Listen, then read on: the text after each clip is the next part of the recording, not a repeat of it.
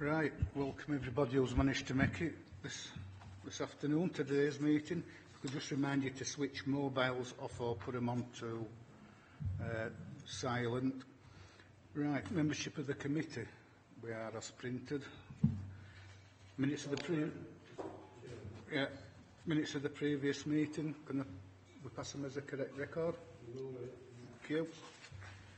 Right, I'll start with Councillor Kane on interests and lobbying.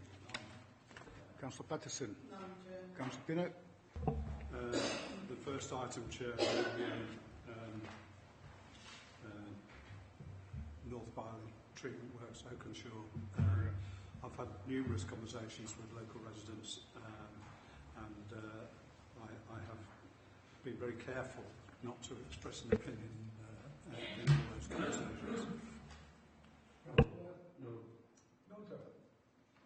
And none from me. Right, it is a meeting done in public. I'll just remind you that we are being televised. We're on computer for people who want to watch us. Item 5, deputations and petitions. Yes, Chair, we have received a petition. It's from the Oakenshaw Residents Association and local residents and road users, which says, whilst not opposed to the development of the site itself, requests that Keyland Development find an alternative access route to proposed development on the former North Byley water treatment works.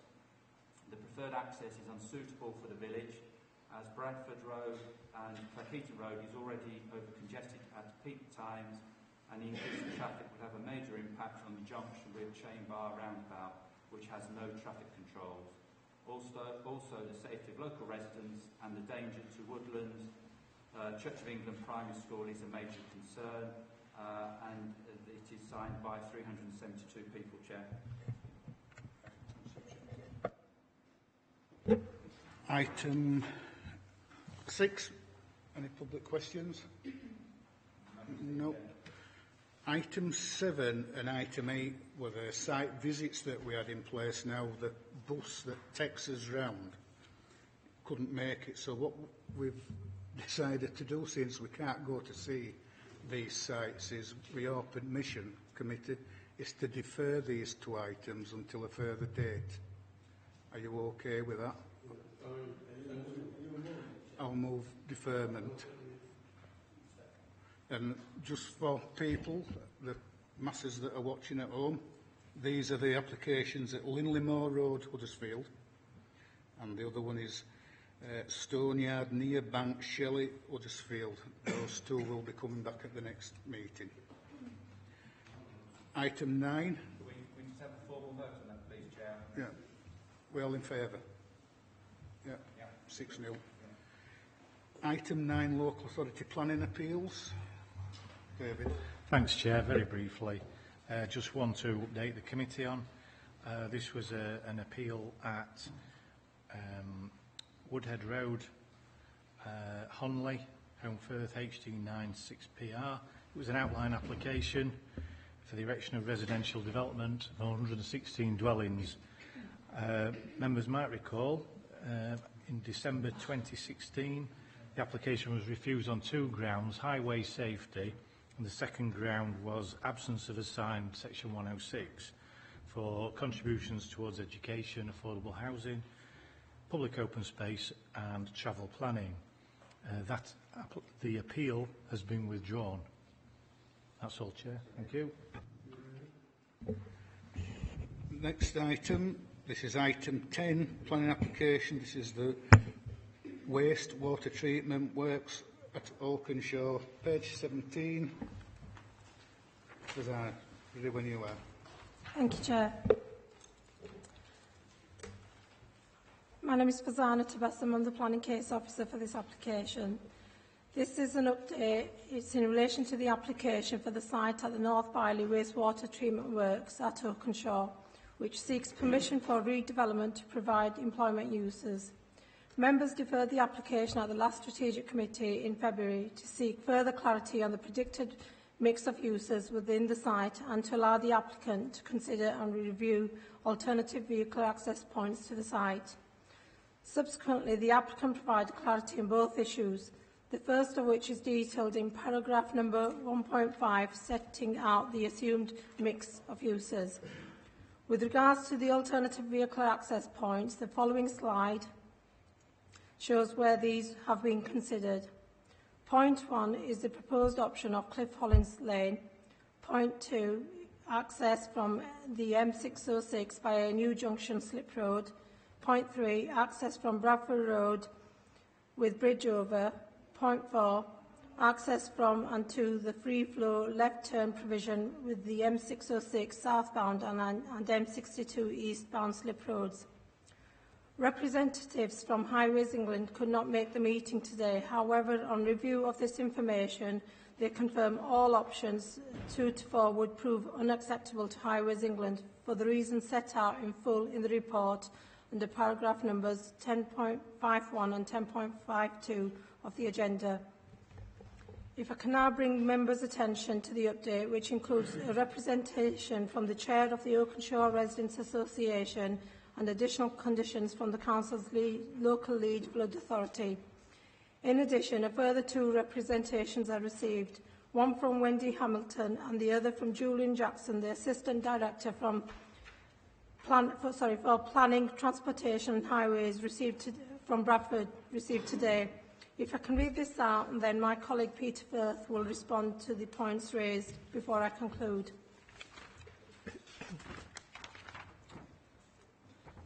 On behalf of Bradford Council, I need to convey outstanding local concerns on the impact of the proposals in Kirklees on the surrounding local highway network. A major concern is that once this development and its associated recommended measures are implemented, traffic will have difficulties accessing and leaving the site via the uncontrolled junction at Milcar Hill Road, Bradford Road, Oakenshaw. Whilst this junction is in Kirklees, it is anticipated that the expected delays will lead to motorists seeking alternative routes that would have a detrimental impact on Bradford network. In particular, there is Milcar Hill Road, which houses Woodland Primary School and residential properties.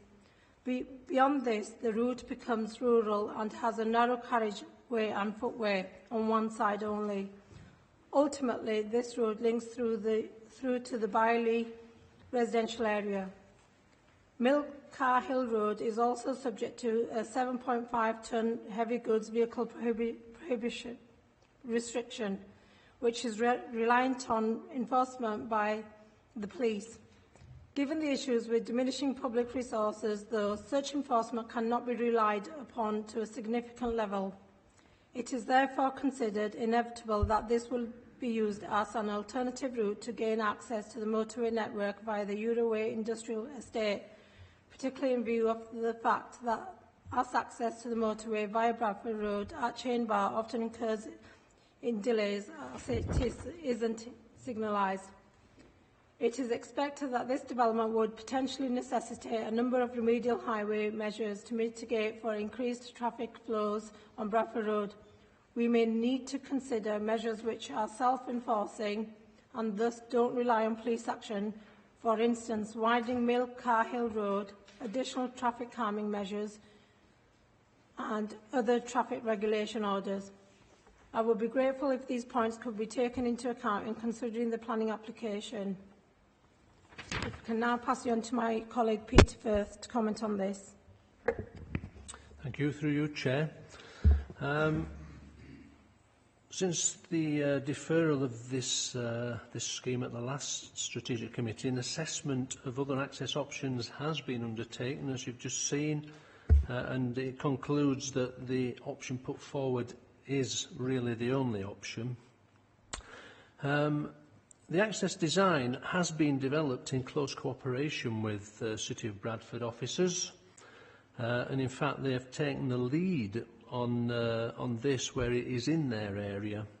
The current access design has been heavily influenced by them. For example, the removal of the mini roundabout in favour of a free flow arrangement along Milcar Hill Road into Cliff Hollins Lane, as evidenced by a drawing on their letterhead. With regard to Carhill Road, Bradford Road junction, The best response is to quote directly from the City of Bradford HDM response dated the 10th of January 2018, which says about the impact on their network the following. Notwithstanding the fact that Cleckheaton Road, Bradford Road is already a busy route, in view of the relatively low numbers of additional vehicle movements likely to result from this development, especially HGV movements, then this does not raise a significant concern that would warrant an objection to the proposal on highway safety grounds. So that is Bradford's own HDM officers commenting to Bradford planners. Now, there are measures that can be taken, HGV bans, etc., but there has been no identified need for that. So the application as put before us is what we're considering. To conclude, the recommendation remains the same as previously, to delegate approval of the application and issuing the decision notice to the Head of Strategic Investment following the completion of conditions, including those in the update, and to secure the Section 106 contributions as set out in the agenda. Thank you, Chair. We have Brian Pearson, who objects to the proposal.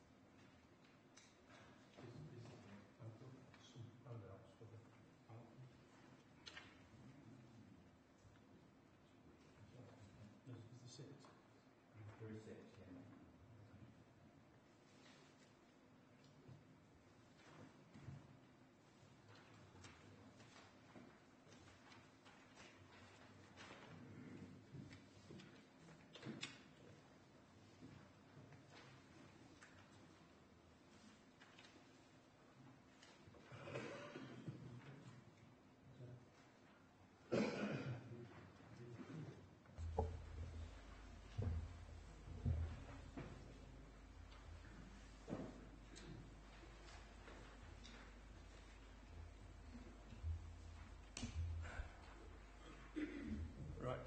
Good afternoon. Thank you for the opportunity to speak again.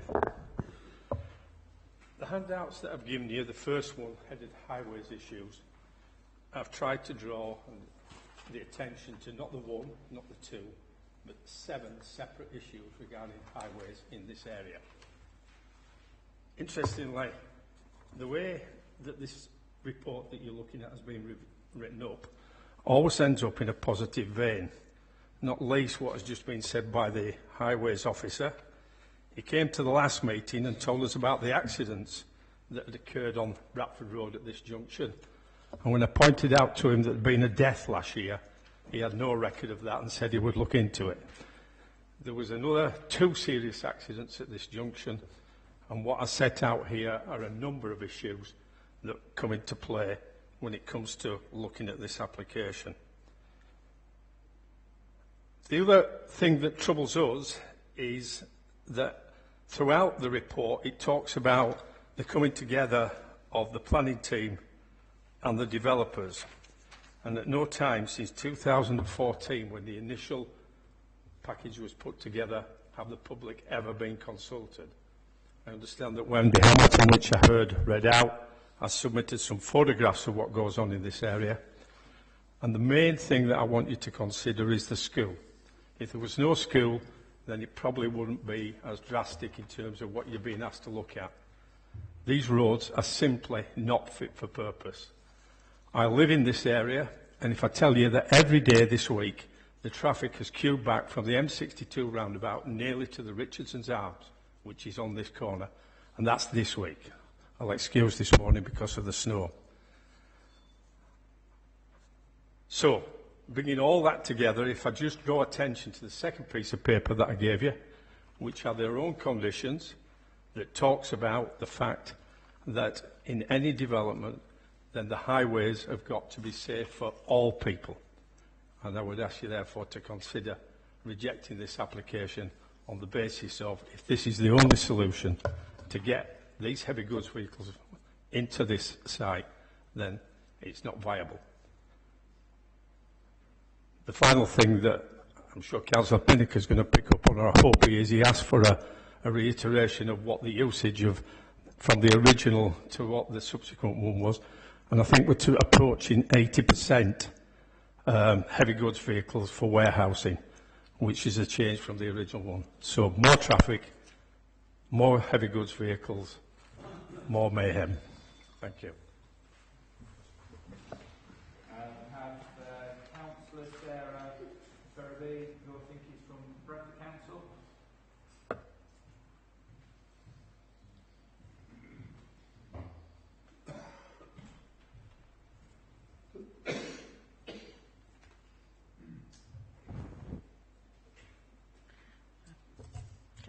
Thank you, Chair, and thank you, Planning Panel.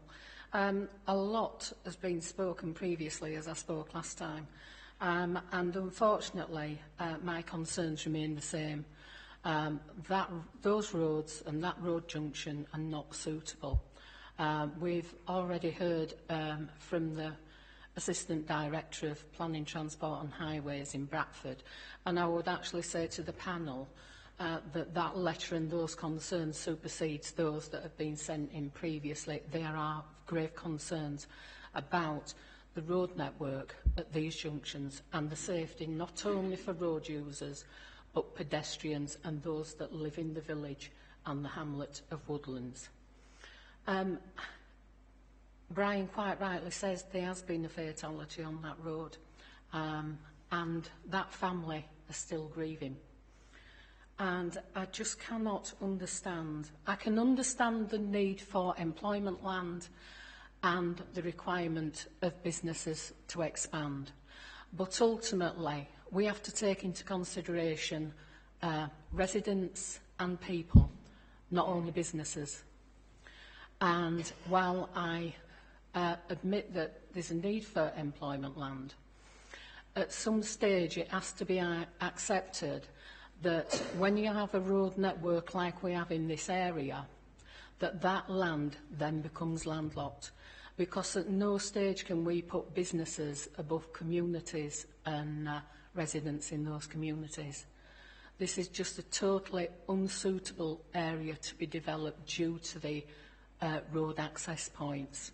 And we also have the primary school to think of, and those children going to and from school for their everyday education.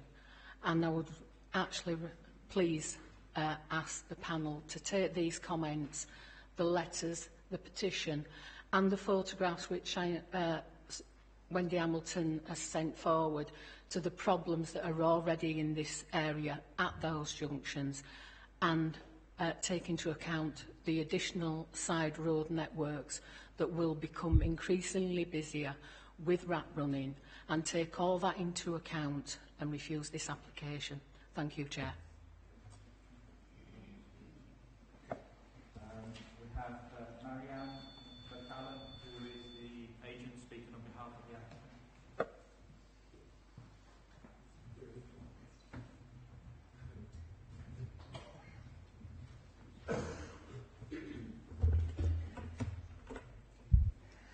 Thank you, Chair. Last time at committee, my colleague Matthew Shepherd came to talk to you about the scheme. Unfortunately, he couldn't join you this afternoon, so I'm here representing Keyland.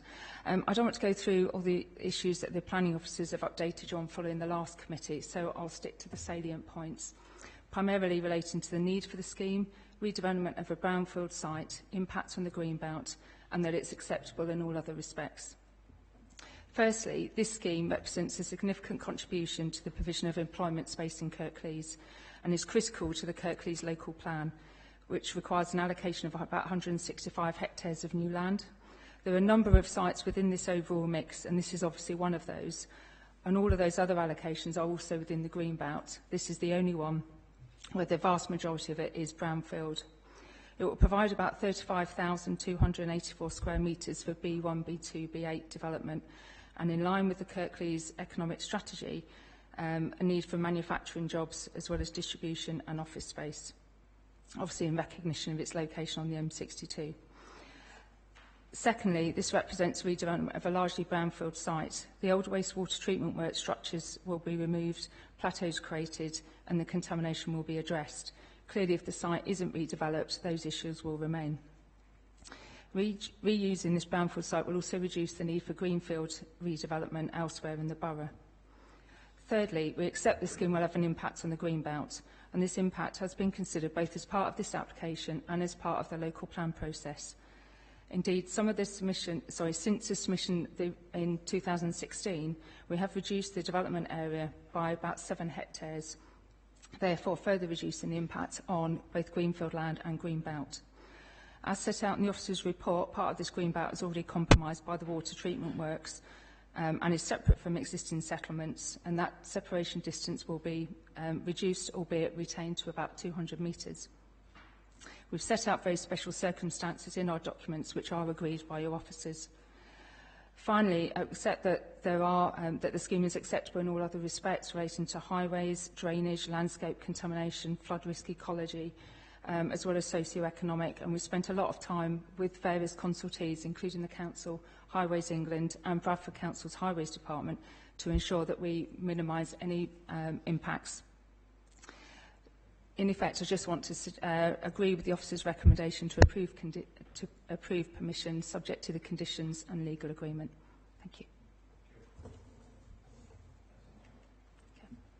Okay. Members. Councillor Pinnock. Thank you, Chair. Here we are again. I accept that this is a site in the local plan that's allocated for development. It's largely a brownfield site, not completely, but very largely. In the green belt, it's all green belt, and I think that generally speaking, the use of this land for development, even though it's in the green belt, is acceptable, and I make no bones about that. However, there are a number of issues flowing from the proposal for development that I think we need to consider extremely carefully.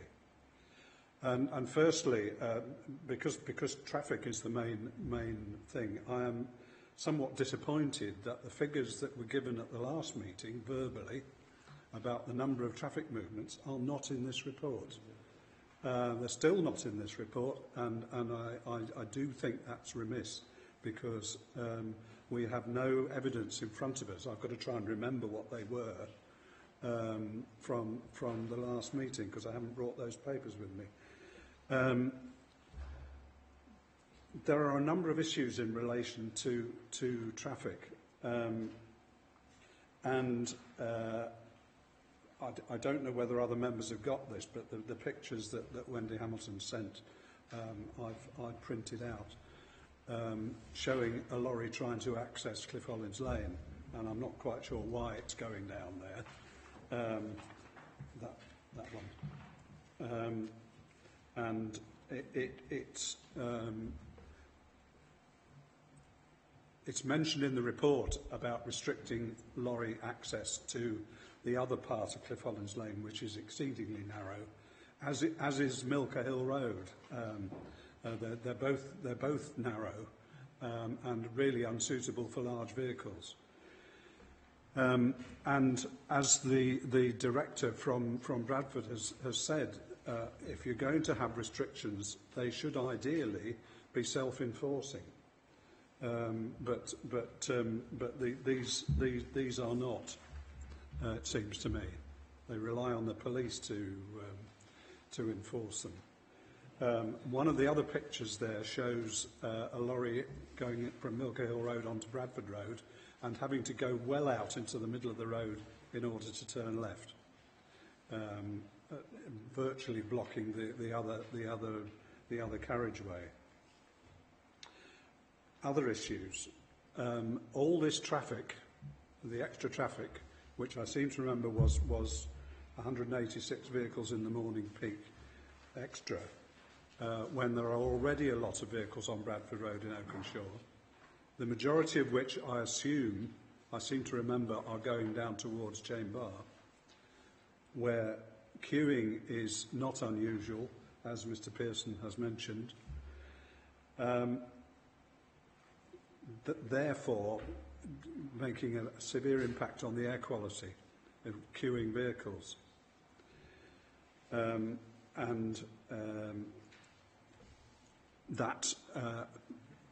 One of the reasons for that is the amount of traffic that has to go round the Chain Bar roundabout, because there is no slip road from the M62 east side onto the M606.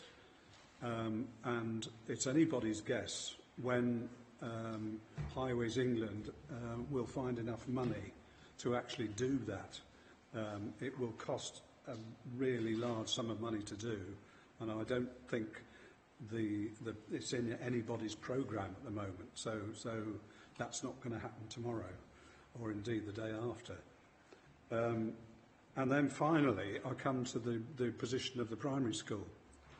Now, I accept what is said in relation to the other, the case quoted by my colleague, Councillor Lawson, of the school in Keighley. I accept that that's not exactly the same, but the very close proximity of the school to the junction is I think, a very serious concern.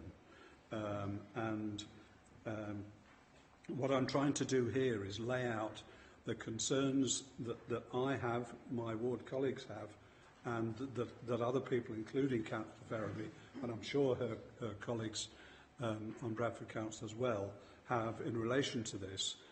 Whatever the outcome of today's vote, I want all this recorded, because I think they are issues that I don't think have satisfactorily been dealt with up till now. As things stand at the moment, I will vote against this. I'm not proposing a contrary view, but that is my considered position at the moment, and I'll let other people speak. Councillor Kane. Thank you, Chair. I think, to be fair, I'm not attacking Andrew at all, but I think it's been extremely disingenuous to these developers, because in actual fact we asked for it to be reviewed, the accesses to be reviewed, and they've been reviewed, and the information's come back. Whether we accept that or not, I understand that, I have no issues with that. But that's what we asked for, and that's what's been done. With regarding viability as well, I think that they've removed the residential down here, which is an absolute boon. I think industrial land should be industrial land at the end of the day, and especially in Kirklees, in that specific area, it is much needed, and it has an increase, obviously, in business rates and all the other things that comes along with it. So I am in support of this, and I don't think there's any particular issues. If we ask for developers to have another look, and they come back and they've give us that information, I think it's only fair for us to look upon that information that comes back, and I don't want to repeat myself on that. The other thing really is that I would like to ask Peter, Mr Firth, really, about the changes in the... I don't know, I apologise, because I didn't get the update, because as we know, all the systems are down, and I couldn't access it, and I don't like table papers anyway, but that's by the by. But we haven't, I don't think I can find it in there about, is there a calculation about what the water treatment traffic movements were previously, and what the proposed development, what the increase would be?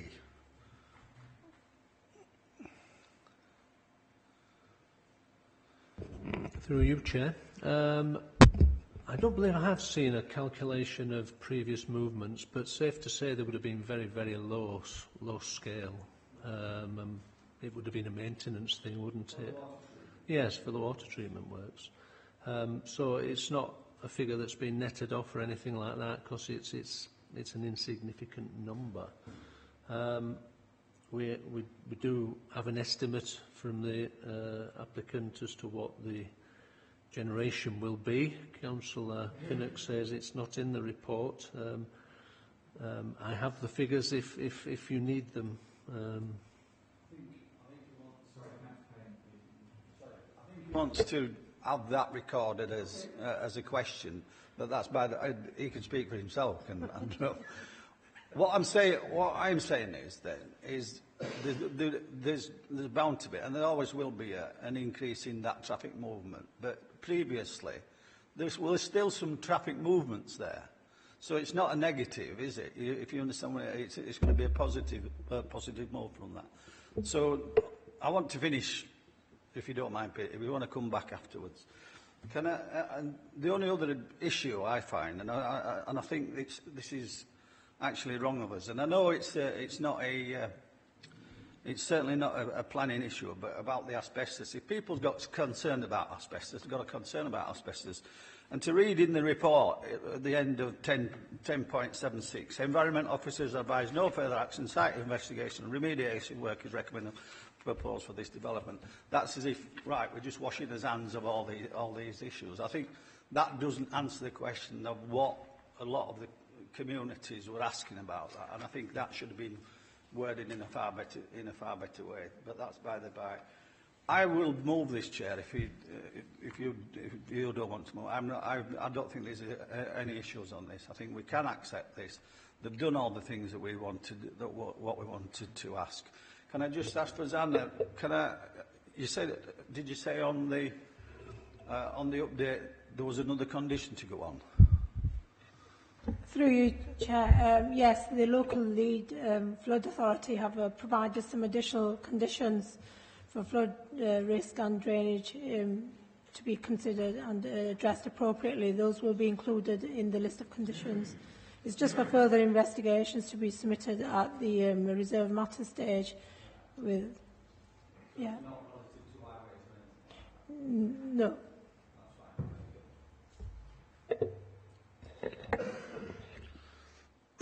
Thank you, Chair. Well, I've just listened to what Councillor Keynes had to say, and I've read through this information that we've been presented with, and there doesn't seem to be too much difference from now to what there was when we deferred it all those weeks ago. I did ask the guy from Highways if we could have a full rundown on the traffic movements, not just for a one-day situation, but for a fortnight or 3 weeks. We haven't got that yet. All I know is that there was 2,441 movements at the highest point of the count on whatever particular day it was. I've seen the photographs of these large wagons queuing up to get to wherever they're going to move things around. And also the traffic island, the roundabout higher up the road, what happens on a tea time without this development. So it's trying to put another quart into a pint pot and hope that everything is going to take its chance and find its own level. Well, it isn't really, is it? Because there's going to be more and more traffic, more and more movements, and I would think that water authority's treatment works, that's not going to make a lot of movement at all. It's going to be probably quadrupled, even 10 times more traffic with what they wanted to do now. So if somebody will come back to me with a sort of setup on what no guesswork, because there's been a lot of guesswork on this, so with the movements of traffic and what's going to happen, or what we think could happen, and how we're going to make it better, then I'll probably go along with it. But at this present moment in time, I'm sorry, I can't go along with it. Thank you. Thank you, Chair. I mean, as Councillor Kane said, we did defer this last time for the access.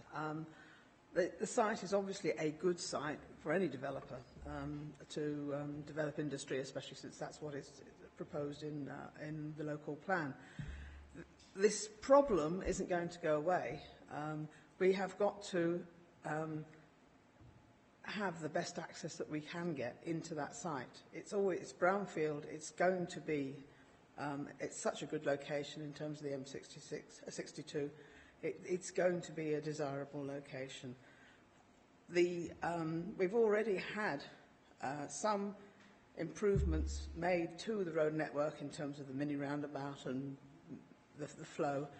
I think I have to concur with Highways England, Bradford and our own highways engineers that is the best access that we can get at the moment.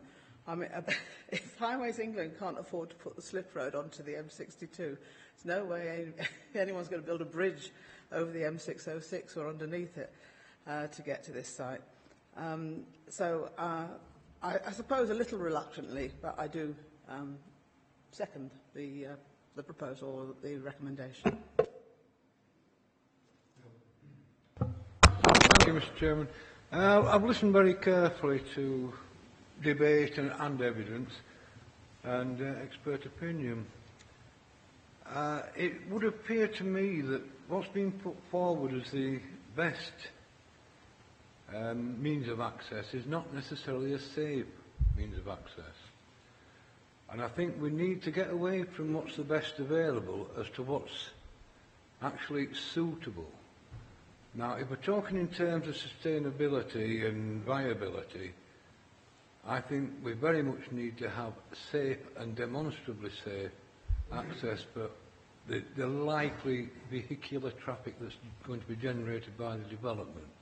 I'm not convinced that we've got sufficient, suitable and safe access.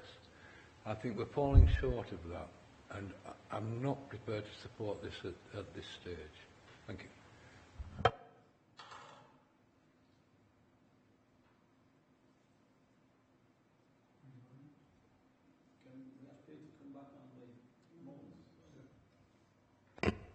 Through you, Chair. Yes, it wasn't a specific reason for deferral, but the applicant did listen to what members said at the last meeting, and a further technical note has been provided by the applicant, which I expected on the planning portal. And that really was quantifying baseline flows on Bradford Road. You will recall that I reported at the last meeting that baseline flows were collected in 2013, and they had been growthed up to 2017 to act as a basis for assessment. Now, the applicant has undertaken some more counts on Bradford Road, and the conclusion of that is that AM peak flows used in assessment are slightly higher than actual flows recorded earlier this month, in February, sorry. PM peak flows are slightly lower, so it's 306 more used in assessment than actually occurs on the network in the AM peak, and 96 less than actually occurs on the network in the PM peak. So, from an assessment point of view, I would say that validates the baseline flows as suitable for assessment.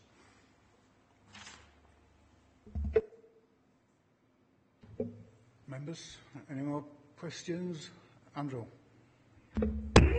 Can I just make one final point, and it endorses what Councillor Armour said. Just because this is the only access that is feasible, and I accept all the arguments about that, any other access to this site would be so prohibitively expensive that it's not going to work. But given all the issues, the proximity to the school, the rather awkward turns that have to be made in order to get out onto the main road network. And bear in mind also that Bradford Road is not an A road, it's only a C road now. It was D-A'd, if I can put it like that.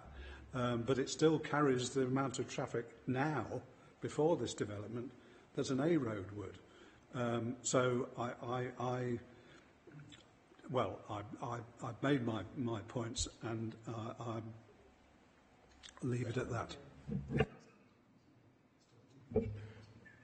Right. It is an hard decision. We did ask last time for things to be looked at, with 4 options of being looked at. And unless there's pots of money somewhere, it's going to stop as it is. That's it. It has been moved by Councillor Kane. It has been seconded by Councillor Pattison. So I'm going to ask you, those in favour of this application, please show. 3, 4. Those against? 3. Casting vote down to me. Thank you. So I vote the same way that I did originally. So that will be passed. 4 for, 3 against. That's application's been approved.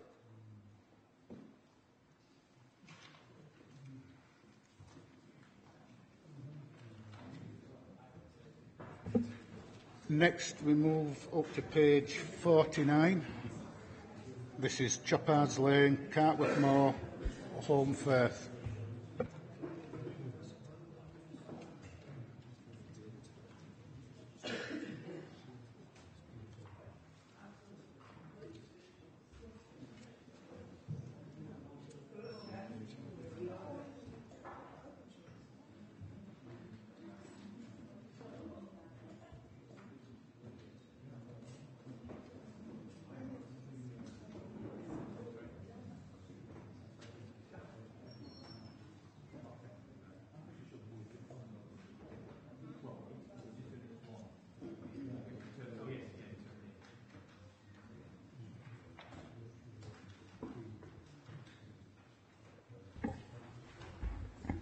Thank you, Chair. My name is Adam Walker. I'm the case officer on this application. The proposal is a mixed-use scheme for the redevelopment of the Washpit Mill site in Home Firth and is a revision of an application that was refused by the Planning Inspectorate last year. In January, a pre-application inquiry was brought before this committee. This photograph just shows the site which members visited last year, former textile mill. Now, the proposals comprise 49 dwellings. These are mainly new build, with 4 of the dwellings being contained within an existing mill, which is this building here, Block M. There'll be a workshop, car storage, cafe, shop and offices, with additional storage being provided. That's mainly in Block E, with the storage being provided in adjoining building Block D. Community gym will be provided within Block L, which is this building, which is a listed building. And then the scheme also includes an area of public open space just here that would have a woodland walk and opportunities for natural play provision. The proposals now include a footway to Washpit New Road. This provides a continuous footway along one side of the road that stretches from Dunford Road down to a point in close proximity to the site at the junction of Richgate and Green Lane. The footway will be 0.9 metres or 1.2 metres in width. It all depends on the width of the carriageway along its length. The table on page 57 of your report summarises the main differences between the previously refused application and the current application. In short, the 23-bed hotel with spa and conference room, that's been removed. That was going to be in the listed building. Standalone offices, they've been removed. They're now houses, which is Block M. The amount of residential development has been reduced through the removal of apartments. There were to be apartments in Block D. That's now going to be storage in connection with Block E, which is the carding sheds business. And the developer is providing the footway to Washpit New Road instead of offering a 50,000 contribution towards a delineated walkway within the road that the council would have had to deliver. Now, the appeal decision is a significant material consideration and is the starting point for the assessment of this application. Now, one of the main issues with the previous application related to the highway impacts of the development. At this point, I'd like to bring in the Highways Officer to comment on highway matters. Thank you. Through your chair. The development proposal comprises 49 residential units and non-residential space to be occupied by IK Classics. A private gym is also proposed. Traffic generation estimates for the residential use are based on TRIC's 85th percentile trip rates. Generations associated with the IK Classics operation are based on their previous operation at Dobroyd Mills, so I think we can have confidence in the generations that are used in assessment. Kirklees Highways have interpreted this information to produce an hour-by-hour flow of arrivals and departures along Washpit Mills, from the Washpit Mills development. This is set out in the committee report and shows a modest but constant generation of inbound and outbound movements throughout the day. This shows 48 two-way movements in the AM peak and 53 two-way movements in the PM peak. Baseline flows have been collected at a number of locations. Flows on Washpit New Road show 37 two-way in the AM peak. The combination of baseline and development flows does not raise any capacity concerns. It is a big increase over existing, but it does not raise any capacity concerns. The main highways issue with this proposal is accessibility by non-car modes. The solution proposed by the applicant is to establish a footway along Washpit New Road, which would achieve a consistent carriageway width of 4.8 metres and a footway which varies between 0.9 metres and 1.2 metres in width. This is regarded as sufficient to provide safe access to bus routes along Dunford Road and will therefore encourage non-car use and provide a sustainable alternative to the private car. This scheme will be delivered through a Section 278 agreement, and therefore the developer will cover the full cost of the scheme, which is an important difference to the last application. The impact of traffic on routes to school and in Holmfirth Town Centre have also been examined, and the impacts have been found to be minimal. The internal layout has been reviewed, and while there are some issues to resolve, these can be done through the detailed design process. Car parking provision has been reviewed and found to be in accordance with Kirklees standards for the residential element and operational requirements for the non-residential use. The accident record on the immediate surrounding highway network has been reviewed and does not raise concerns, and on this basis, highways have no objections. The other main issue identified by the appeal inspector was the heritage impacts, given the listed status of one of the mill buildings. For the current scheme, heritage issues are considered to have been satisfactorily resolved now that one of the mill buildings, which is this one, that was initially proposed to be demolished. That's now being retained to address those concerns. This was one of the prominent buildings on the site, and that's similar to the previous application. In terms of greenbelt and visual amenity impacts, these are both comparable to the previous scheme and are accepted. The residential amenity impacts are considered to be acceptable subject to conditions. That includes restrictions on the hours of the use of the cafe, which are daytime only. No objections have been raised by consultees on flood risk and drainage grounds. Just by way of an update to members, a late representation has been received from Mr Temperton, who can't attend the meeting today. I believe members have a copy of this letter. Comments have also been received from the Public Rights of Way team, who have confirmed that they would want to see improvements to the Prow network within the vicinity of the site, and would like to ensure that there is some public access provision through the site to allow permeability. The scheme essentially allows for that with this shared surface running through the site to get from Green Lane through to Chappards Lane. So in summary, the proposals represent a less intensive form of development than the previous application. The number of residential units has been reduced by 20%, and the nature and extent of the non-residential uses has been scaled back considerably. In addition, a realistic proposal for a footway is being offered to be funded entirely by the developer. On this basis, officers considered that the application addresses the appeal decision in terms of the impacts on the local highway network and promoting sustainable transport options. Other benefits to the scheme include the provision of open space, public open space on the site, and an education contribution. The recommendation is to delegate authority to officers to secure the Section 106 as detailed in the report and the update and complete the list of conditions. Thank you, Chair. Yeah,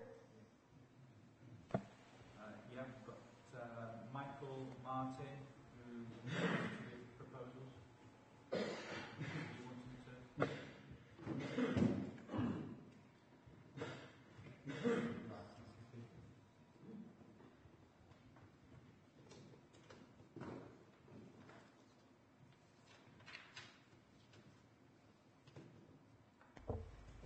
Thank you, Chair. Firstly, I'd like to say that the new proposal for development of Washpit is very little different from the previous submission and that the reasons for refusal should still stand. However, I would also like to make a comment on the proposals in relation to provisions for disabled people. Under Section 149 of the Equality Act, there's a public sector equality duty. This requires public authorities to have due regard to the need to advance equality of opportunity between people who share a relevant protected characteristic and people who do not share it. Disability is one of the protected characteristics. Kirklees Council's Inclusion and Diversity Strategy and Action Plan 2017 to 2021 states, "The Council is modernising its approach to equality, inclusion and diversity. Our requirement and commitment remains to meet our obligations under the Equality Act 2010 and Public Sector Equality Duty. However, our inclusion and diversity statement is the first step in placing a greater emphasis on moving from equality to inclusion. We will incorporate this positive approach more effectively and routinely in everything we do through respecting diversity, valuing different perspectives and supporting inclusion." The development at Washpit will provide a new cafe, shops, gym and housing which should be available to disabled people. Disabled people using these should also be able to access the facilities in the centre of Home Firth. For example, by using the bus service in the same way as any other user. The cafe, shops and gym should include disabled parking and toilets, but current plans don't show these. There also needs to be a safe pedestrian route between Washpit and the existing facilities in Home Firth. The current proposal is for pedestrians to use Green Lane and Washpit New Road to reach Dunford Road. There is no proposal for a pavement along Green Lane, and the proposal for Washpit New Road includes provision of a pavement, but this is not separated from road traffic. The traffic will increase by a factor of 3 should the proposal be approved. This route will not be safe for pedestrians and particularly not for disabled people. So finally, I would just remind Kirklees of the responsibility under the Equality Act to make sure that people like myself can share equally in this development. Jill Martin.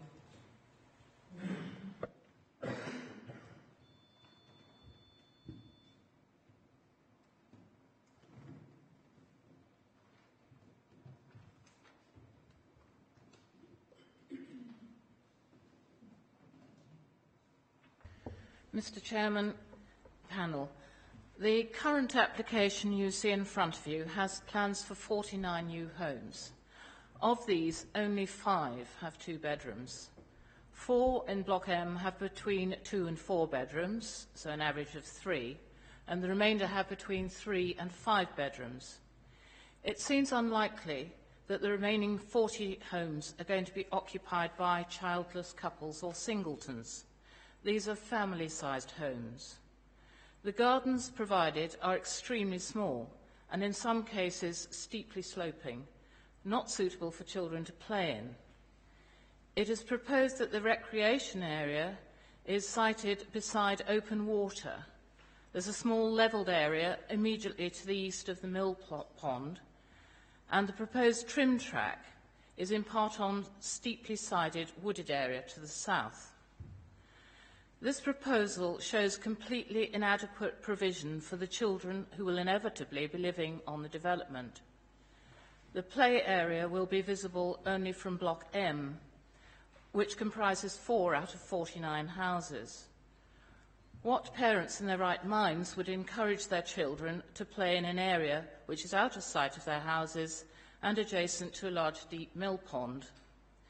The alternative place for children to play on their bikes and kick a ball around is in the car parks and access roads, the unsuitability of which doesn't need to be spelled out. It is suggested that children use either Scholes or Hayed Edge playgrounds. These are 0.9 of a mile and 1.1 mile away, 25 or 30 minutes walk, respectively, uphill, steeply uphill, on narrow roads without pavements. The route to Scholes also involves a dangerous road crossing on a blind bend in a de-restricted area. Parents will therefore be inclined to drive their children, the most direct route being either up Choppers Lane or Richgate, single-track roads which have no passing places, no pavements, and are particularly challenging. We read constantly about childhood obesity and the need for children to play outside to combat this. This proposal makes totally inadequate provision for a large, safe area for resident children to take exercise and enjoy this rural environment. The only way to resolve this is to reduce the number of residential properties and release a substantial flat area for recreational purposes.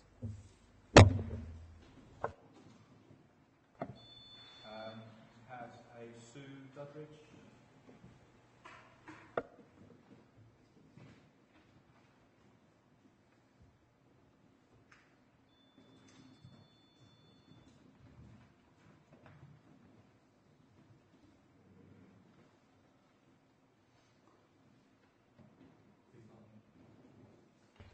The application states the listed building on the site will be retained and converted to use as a private gymnasium facility for residents and employees on the development site. On the face of it, this would seem a sensible use of the listed mill building. However, the NPPF states local planning authorities should refuse consent unless it can be demonstrated to achieve substantial public benefits that outweigh harm or loss. We would contend that converting the listed building to a gym solely for the residents and employees on the site could not possibly hope to be financially self-sustaining. Making an assumption of an average 2 adults per household, this would make a total of 102 residents. The carding shed claims a total of 55 employees, giving a grand total of 157 people. A 2017 report into the state of the UK fitness industry indicated as many as 15%, or 1 in 7, of the population now belong to a gym. If this figure is taken as correct, it would create a pool of only 24 potential members on site. These people would also have a large number of other attractive fitness options open to them. Kirklees' passport scheme allows the use of Holmfirth Fitness Centre and pool, plus the extensive facilities at the new Huddersfield Sports Centre at a budget price. There are already a large number of well-established local private gyms, for example at Thongsbridge, Newmill and Huddersfield. Many of them offer far more sophisticated facilities than there would be space for at Washpit, including pools and, most popular of all, exercise classes. Even were space to be found for an exercise studio in the Washpit listed building, with such a small potential membership, there could be insufficient take-up for classes to be viable. This brings us to whether the intention is to widen membership of the proposed gym to those outside the site. Since only 9 parking spaces have been allocated to it, with 2 probably taken by staff, it's difficult to see how this could be feasible. Most gym goers arrive in separate cars, and parking is currently a significant problem during peak times at Target Fitness in New Mill, which boasts an extensive car park. Annual fees for gym membership range from £150 to £350 a year, and with limited facilities on offer, the proposed gym could only charge membership fees at the lower end of this spectrum. It's difficult to see, with such a limited membership income and the costs of heating, maintenance, business rates and above all staffing to consider, how anyone could be attracted to take such a business on. The larger and highly popular New Mill Gym has been for sale since January 2017 without any sale being achieved. Okay. It's difficult to see alternative methods of funding, such as an ongoing maintenance charge on the new dwellings, being realistic. We fear, should the plans be passed, within a short time, a change of use application will be made to convert the listed mill to apartments, further overburdening an already crammed site and increasing traffic problems. We have Charles Woodcock.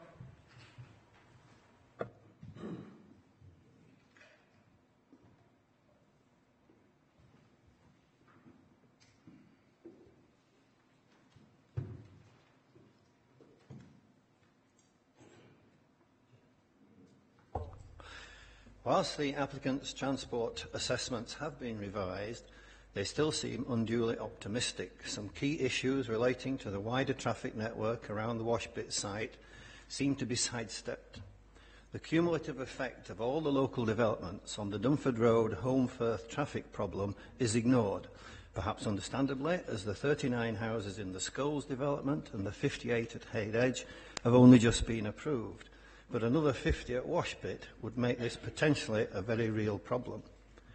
Assessment of the traffic generated by the oil can business is simplistic. There is no evaluation of the likely origin and routes of the traffic involved. Our analysis of the carding shed's extensive Facebook posts between January 1st and February 28th this year shows that of 56 customers, 39% were from locations in South Yorkshire, the Midlands, and generally using the M1, thus linked to Washpit by the B6106 route via Hayed Edge and Choppards. For the assessment to assume the main body of traffic is expected to use the Washpit New Road is quite unrealistic. All the traffic flows referred to above from the south and the east are not likely to find it, quote, the most convenient and easiest route. In fact, the very opposite is the case. The assessment itself acknowledges that Washpit residents bound for Hayed Edge School would be most likely to use the local Choppards Lane and Coat Lane route. Logic suggests that these residents, staff, visitors, traders, construction workers would do exactly the same when travelling to and from locations in the south and east. The assessment acknowledges the challenging conditions of the Richgate route from Washpit. Choppards Lane is probably worse. Just this Monday, a lorry went up heading for Leeds, its driver following a commercial sat-nav. He saw the warning sign at Washpit but chose to ignore it, and as he became stuck at the pinch point at the top of the lane, he backed into a private car. This is the third lorry to be stuck this week alone, and within the last 12 months, 3 incidents have led to compensation payments for damages to cars and or property. In January, this planning committee dismissed the adjacent Green Lane Mill development proposal, referring to the substandard nature of the surrounding highway network. The presiding inspector at the Washpit appeal last August, in dismissing that appeal, cited, amongst many other issues, the potential impact on the wider road network. Essentially, nothing has changed. Councillor Nigel Patrick.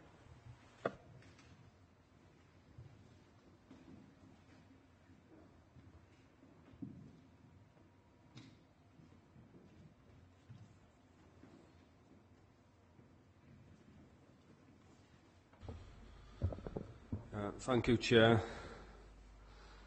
Let's remember, just getting back onto that last comment there, that this application, when it first came in originally, was recommended for approval by officers, and then it was refused by this committee, and then it was refused on appeal. The basis for the appeal decision has not been satisfied, and yet an amended application is back with this committee in quick time, again with an officer recommendation for approval. And I've listened to Highways, and I just don't think he's been looking at the same roads, but no objection from Highways at all. As councillors, we've spent quite a lot of time with officers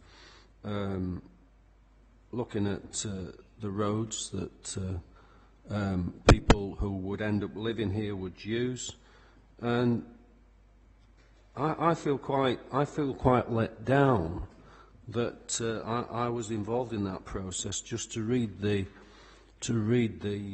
report now, it's like a slap in the face, and I shall have to think twice about getting involved in anything with planning officers in future. I don't see anything about any highways contributions. £10,000 towards Metro cards. Every time I sit here in this chair, we have a substantial amount of money towards Metro cards when we've got no buses, or hardly any buses, or infrequent buses, or bus services that don't help people in their daily lives. You know, they're not going to be able to use the bus to get to work. The applicant is going to provide a walkway along Washpit New Road, a road which is not wide enough to accommodate a walkway and traffic. What the officers haven't said, and which it shows on the plans if you could see, is that at certain points this walkway will be overridden by vehicles. That is an acceptance that walkway is going to be driven over by vehicles. So people are going to risk their lives, presumably, to take this walkway to Dunford Road to catch a bus. To where? It's a total and utter nonsense. It's pure fantasy. It's a fairy tale. And I must admit, I have to say this, even though it might upset some people, that you know, I'm embarrassed to be associated with this council when I read reports like this and listen to things like this, because you've clearly not gone out and properly assessed it. I know the council's under pressure, the government's keen to build houses, and officers are probably under pressure from councillors within this council to get as many houses built as possible, but not at any cost. Not at any cost. And we need to if we're going to do this, we need to spend time to get it right. And we're not getting it right, we're getting it wrong. And in future, there's going to be huge problems on this site. If you approve this today, in this form, there's going to be huge problems. And it wouldn't surprise me if there are fatalities. It wouldn't surprise me at all. I mean, it wasn't down for a site visit today, but if you'd have gone on a site visit today, this morning, you'd have never got there because of the bad weather. It's just pure fantasy. And this officer recommendation, he just wants throwing out, and let them go to appeal again, because I am confident that they haven't satisfied what the inspector asked for, and if this goes to appeal, they'll lose again. They'll have to come back again. Thank you.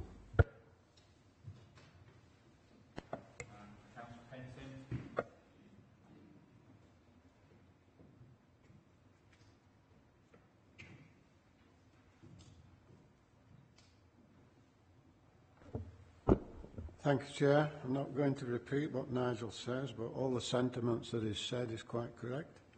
What we've got here is a smoke and mirrors application, once again. They've moved things around and put things here and changed things, but in volume, it's still the same. Still the same amount of traffic. I'm working out that most of these are family homes of the type where they'll be pretty well off. They'll have 2 cars per household. They won't go on a bus. There won't be any buses anywhere. And that puts over 100 cars straight away on that highway network, which at the moment is not fit for the car traffic that's actually there already. we need to start having some common sense on this. I'm looking at the gym, and the young lady that spoke, she's quite right. It's not going to be viable. It can't be. If it's contained and conditioned to the employees of the cafe, etc., and the residents, then it's quite plain to me. I mean, I'm simple, but I know that that gym will not pay for itself, won't last for 2 minutes, and then what will happen? You'll get an application for the flats to come back in there, and you'll have a job then to be able to turn that down. So I hope, and I know both officers and fellow councillors, they might be sick of hearing of us, but at the end of the day, if this was on your territory, I think you'd look at it in a similar way. We're not averse to having something proper and right for the road infrastructure and for that plot of land there. And it can be done. It's just that they're trying to do it here on the cheap and relying on smoke and mirrors, and we think we're daft. We think we've got clogs and flat caps and we don't know, but we do. And if you pass this today, I can assure you that you'll have problems. And when my phone goes, I'm going to pass them problems on to all the top officers and all the top councillors here and let them answer them as well and let them deal with them. Let's have some common sense. Look at it again properly. Highways officers, I'm sorry, you know. You've not really looked at this. If you would have been there this morning, if you'd have been there last week, you would have a totally different view. And have you taken into consideration what I asked last time? All the planning applications that's been approved, and more to come, that's going to come down that road network, down Dumford Road. This morning, Dumford Road you couldn't get down. Single line traffic, wagon going up, couldn't get up, so nothing could come down. That's the situation you've got, and it's going to get worse. I'll leave it with you, members, but I think it should be, as Nigel said, refused. Let it go to appeal, and I think you'll find that the appeal officer will, again, look at the highways network, and it's not suitable for what they're trying to put on it. Thank you, Chair. We have Roger Lee, who's speaking on behalf of the applicant.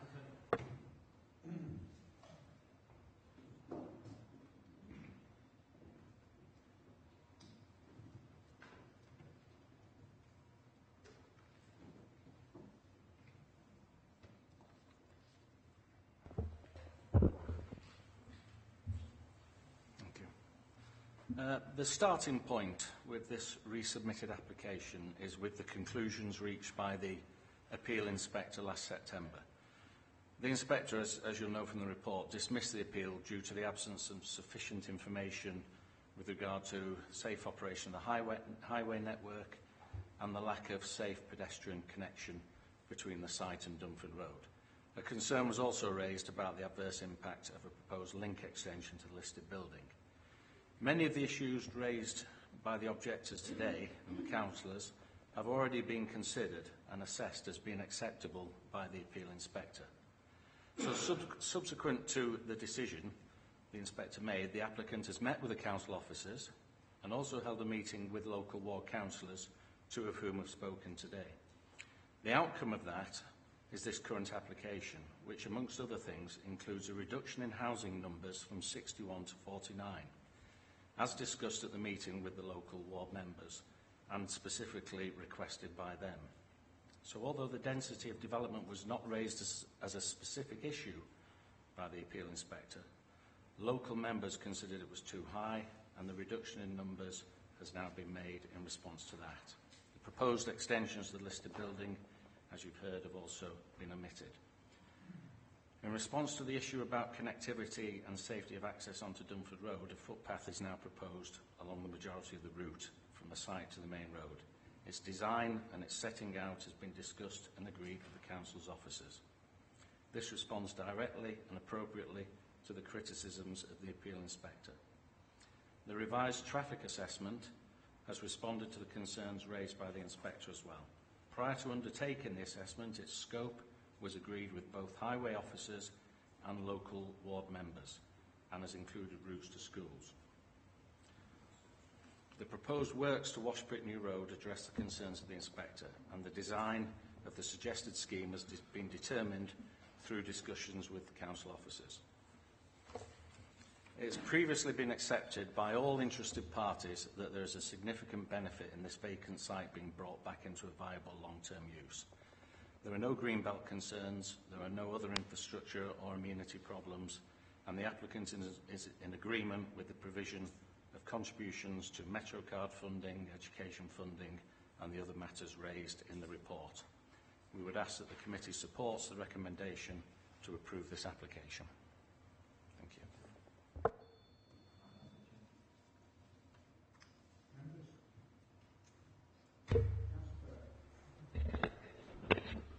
you.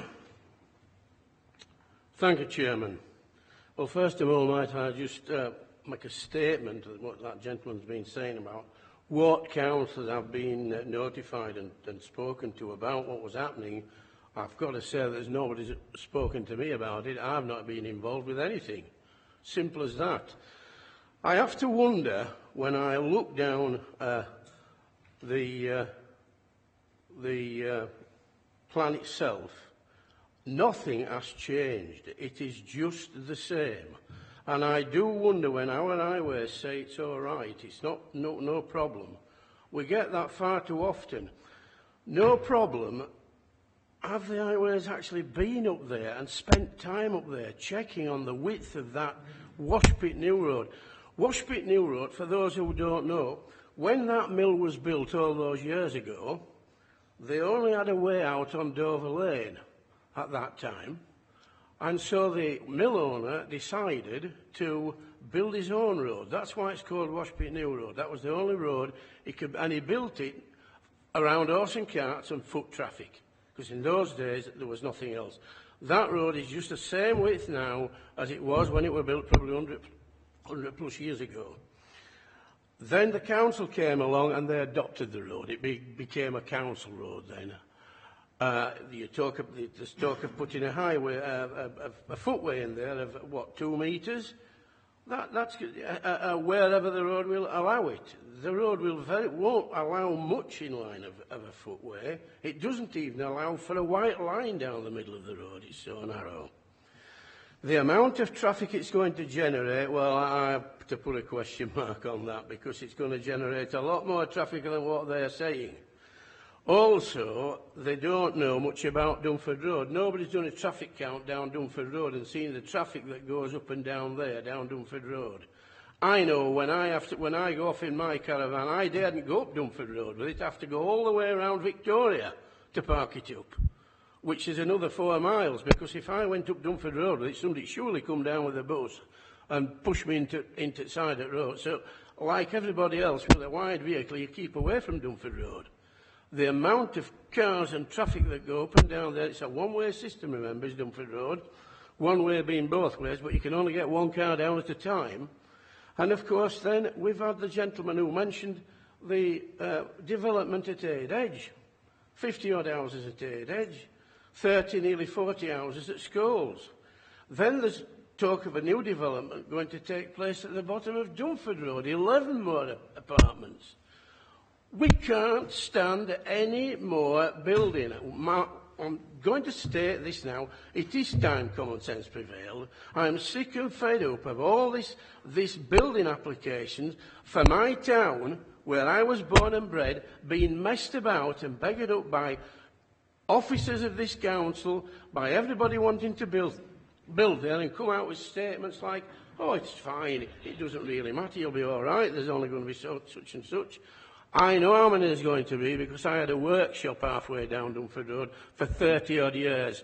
There's nobody can tell me about the traffic movements down Dunford Road, and we're talking about 1975, 75, 80, when I moved down there. It was disgusting then. It's even worse now, and will get even worse.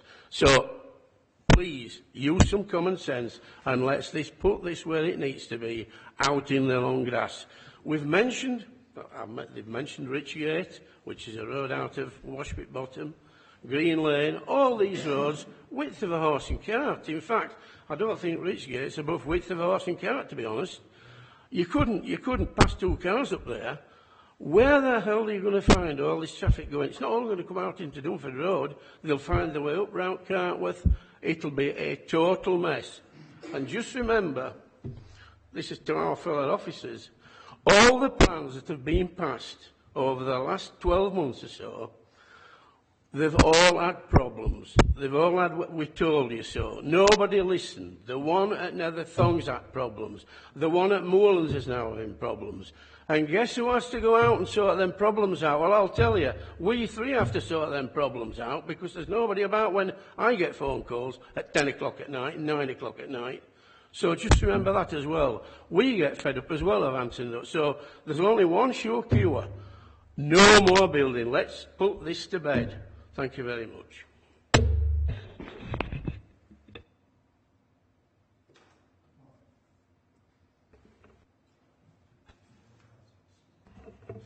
Just the one that doesn't work. Thank you, Chair. I think you've got to accept what local members are saying, and there is obviously local knowledge there. But what also we have to understand is that what is the possible success of this going back to if it goes back to, if we refuse this today, it goes back to appeal. I think the chances are, somebody said that I think it was Councillor Patrick said that it would be thrown out again. I doubt very much whether it would be thrown out again, because as our planning officers are saying, they've tried to address, they attempted to address all the reasons for the refusal in the first place. And I think we have to understand that. And to say that there's been no changes, there's been some, I wouldn't say significant changes, but there's been changes to attempt to address that. What I would like to just sort of pick upon is this. There was a couple of issues raised about disability, and I think in some ways it is a planning issue, but we need to address them sort of issues on this and ensure that we do get access for people with disabilities, and that is across the board. And the other issue that was raised was about Metro cards. I think, quite honestly, we might as well just stop putting these in, because people's not using them. They're not getting drawn down. The bus companies are not asking for their money. It just gets lost. It gets sort of stuck in the ether somewhere. I'd rather that be addressed by this, if they're willing to still put that £10,000 in for something for the community, for the kids. And I know there's a POS, but someone raised this about an issue with the possible insufficient play space for the kids. Let's do something for the kids that's actually going to be on site. And one other issue I have to raise is, and the lady that raised this was exactly right, is about the possible underusage or intentional underusage of the gym. If that is the case and that's their intention, then I suggest that a condition is put upon this application that it has to come back to this committee, not come back to the Huddersfield committee. It comes back here, because this is where it's being raised. This is where we should be actually looking at it again, and we can send a message to say, well, we're not going to accept that. We're not going to accept that this is an intentional underusage of that, and that at some stage in the future that can be turned back into properties. And I think, along with all the other things I said, this is a subjective and it's a balanced decision. I understand that, but I spoke against it last time. Honestly, I think the chances of this being refused again is extremely marginal, and I'll be supporting this, Chair.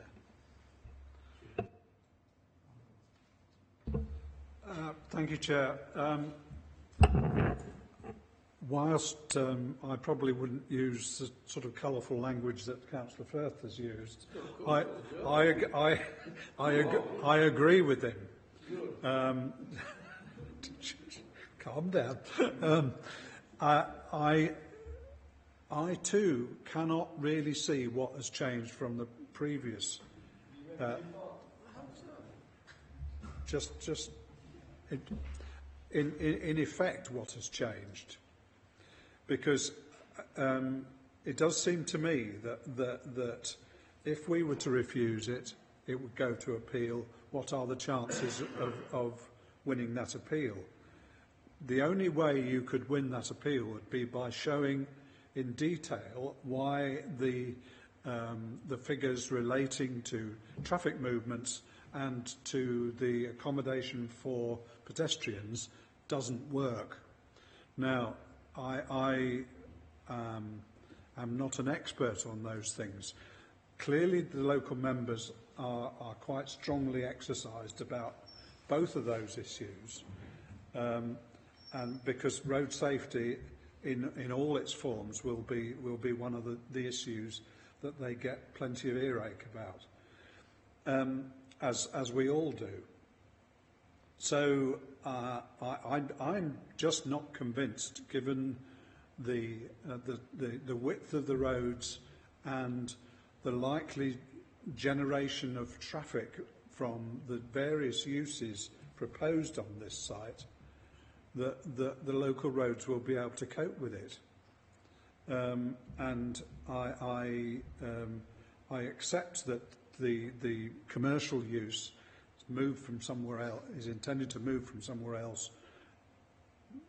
They won't want to sit still. They would want to increase their business, I would have thought, and to a certain degree, that's only going to make the matters worse.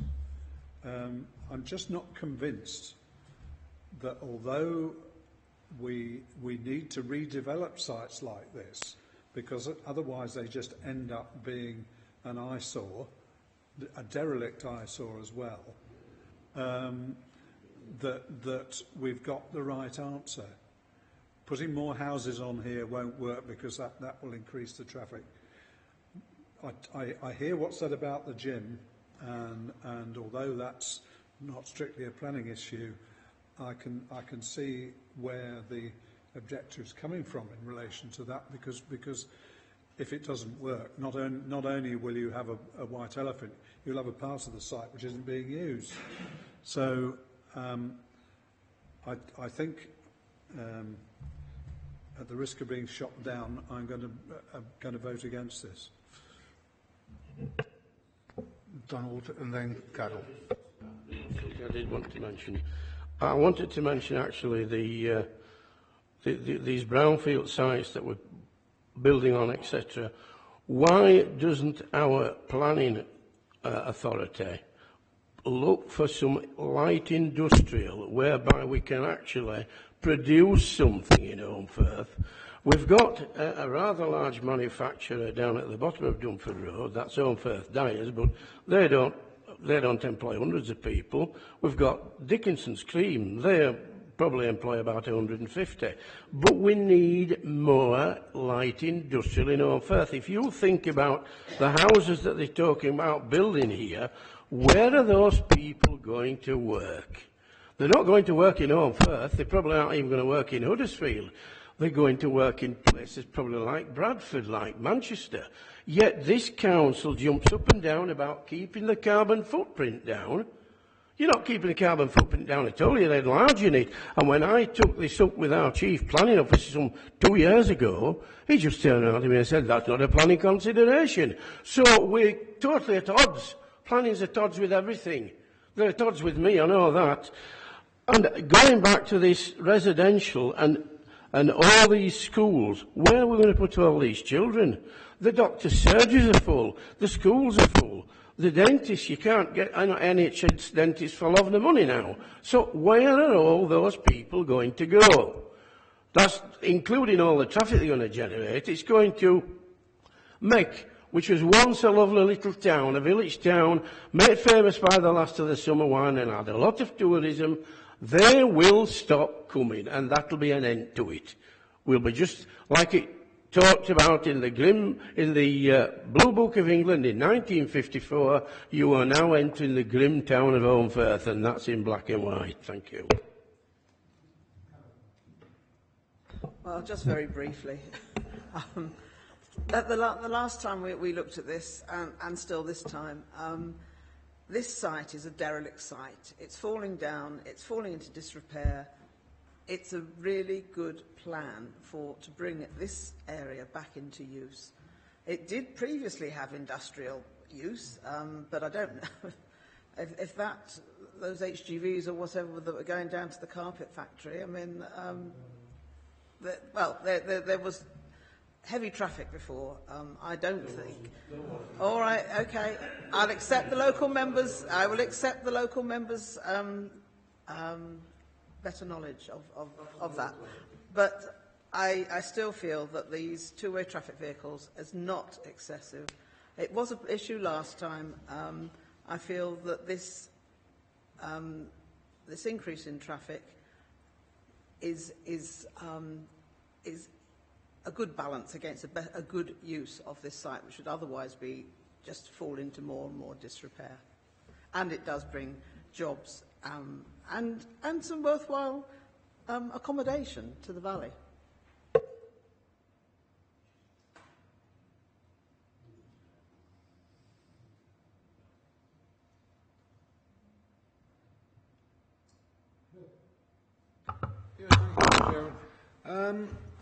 I'm not claiming to be an expert on the MPPF, but as I recall, there is a part of it that says when we're looking at developments such as this, we need to be sure that the infrastructure is in place.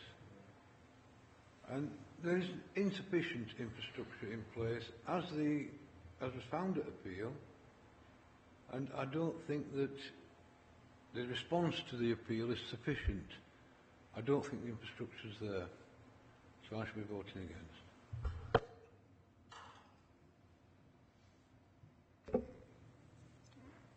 One thing I will mention is a bit sceptical about the gym, as somebody who's used gyms for many years. Chap over there brought a great point up about disability, as somebody who's in that bloody position. I know what it's like. It's absolutely right. Metro cards, I do think these now are a complete waste of time. We know that uptake's poor, to say the least, so I would like to see that 10 grand if we accept this application to go to something positive. So members, it's up to you. It has not been moved, it hasn't been seconded.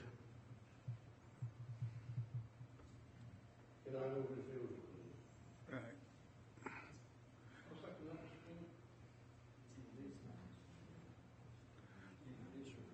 So we need drams.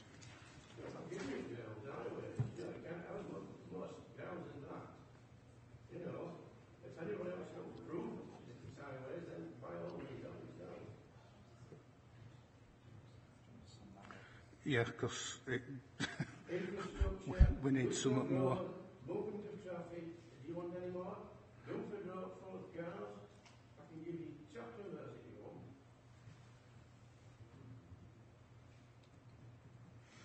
Yeah. Can you put West of the Summer Wine down as well? To answer for you. Maybe not on the last point, but we can pick up the highway issue.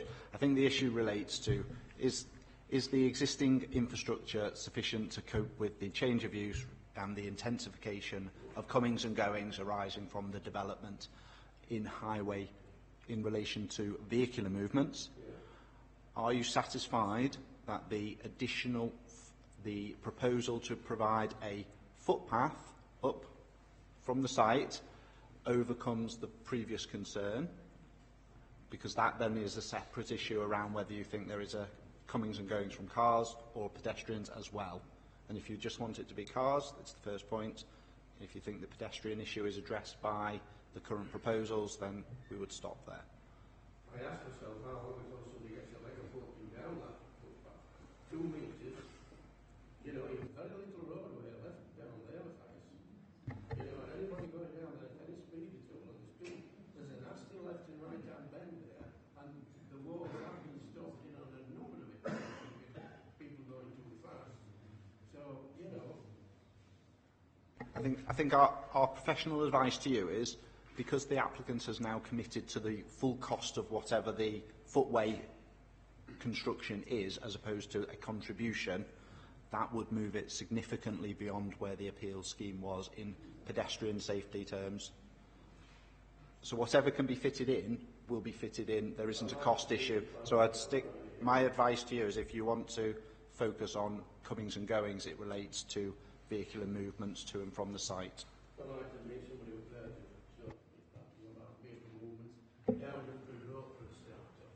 Right, it has been put. It's been put forward by Councillor Fair. Councillor Armour has seconded. Refusal. Those who agree for it to be refused, please show. 3, 4. 3. Sorry. 3. Yeah.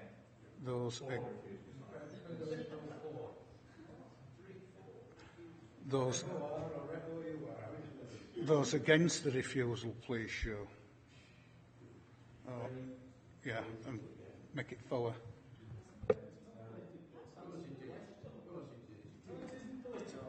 Right, so the motion to refuse has fallen. So, right, those in favour of the application, the substantive application, please show. 3 against. 3. 4. 3 against. So that's on application 20179436. Yeah. With additional conditions and contributions. Do you want me to do that? Yes, you can. The application has been approved with some additional conditions, which Matthias will just sum up. So to pick up from what the committee discussion was, on the contribution for the Metro cards, that's to be redirected to local improvements. It has to be related to highway improvements, but in the highway network locally. Additional planning condition, picking up the Chair's point around accessibility and inclusion, to have a scheme for that in relation to the plans as shown. And then a condition related to, a note related to the planning permission should any change of use applications come in for the gym use to be brought back to this planning committee as opposed to the subcommittee. Thank you, Chair.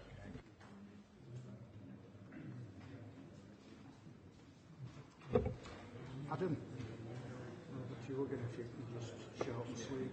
Yes, just to clarify, we've still got the second situation in relation to the listed buildings application to discuss.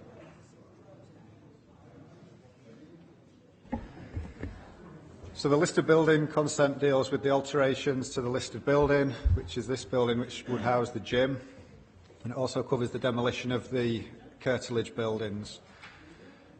As detailed in the report, one of the buildings that was going to be demolished, that's now to be retained, so officers are now happy with the level of demolition, which is the same as the previous scheme. Historic England and officers have no objection to the works to the listed building, subject to a condition for a detailed scheme of those works. So on that basis, officers are recommending approval subject to conditions. Thank you, Chair. Does anyone wish to make any further comments in relation to the listed building application? We've already spoken.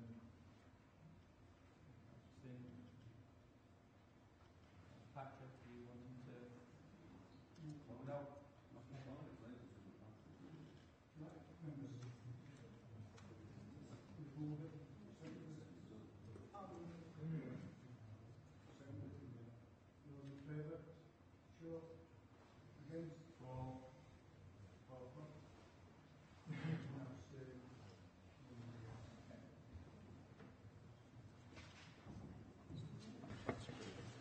That's application 20179437, which the listed building consent has been approved.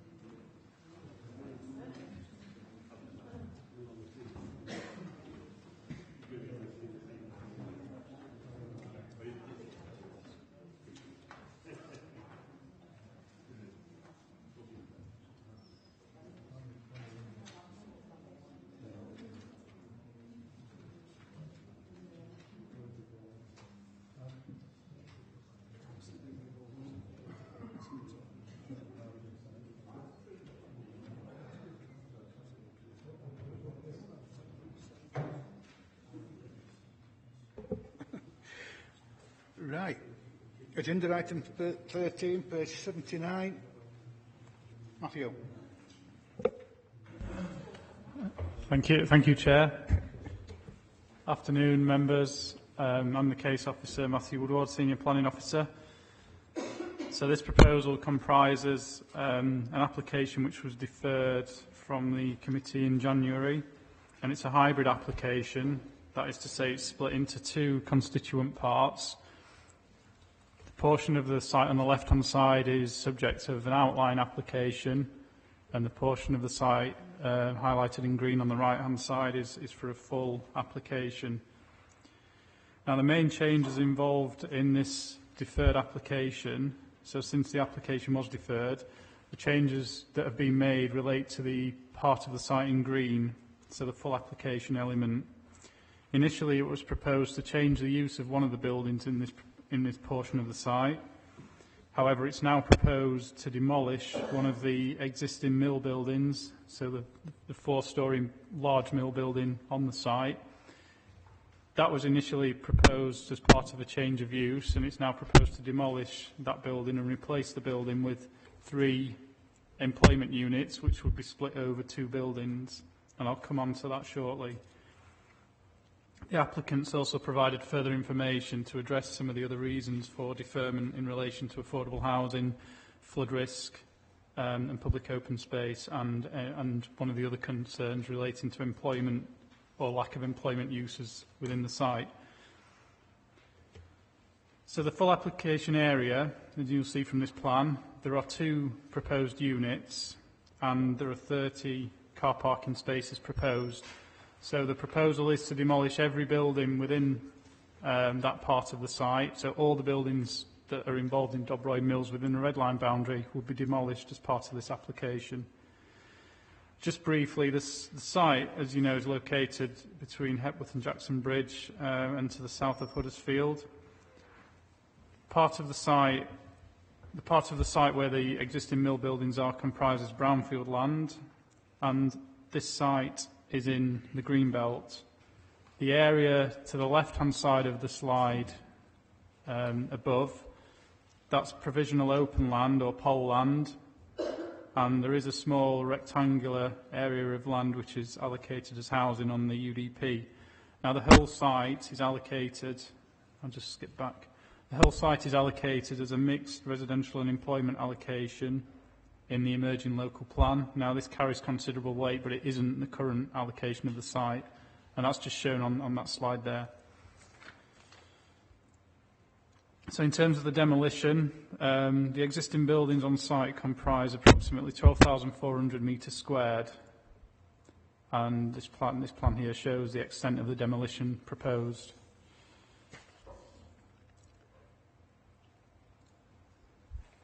In addition to the details within the application, in terms of the finer details of the buildings, the applicants provided some information about the phasing of the development, and that is to say that the part of the site where the employment uses are proposed would be phase 1, the road infrastructure would comprise phase 2, and then the outline elements would be split into different housing phases.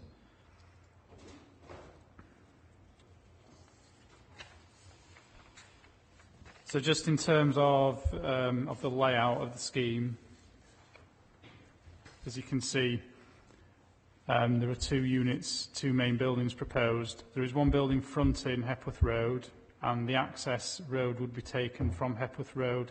There are no changes to the position of this access in relation to the previous application which was presented in January, other than internally the access road has been slightly shifted because it no longer has to route around the existing stone building, which obviously will be demolished by this proposal. In terms of the detail, the units, as you can see there, the unit on the fronting Hepworth Road is depicted by these elevation drawings. Now, the materials would be stone. The front elevation facing Hepworth Road would be the top drawing there. We've asked, and the applicants provided a bit more detail in terms of some wooden cladding. There would be some some other cladding to the rear elevation, but the bit facing the road would be primarily stone and wood cladding.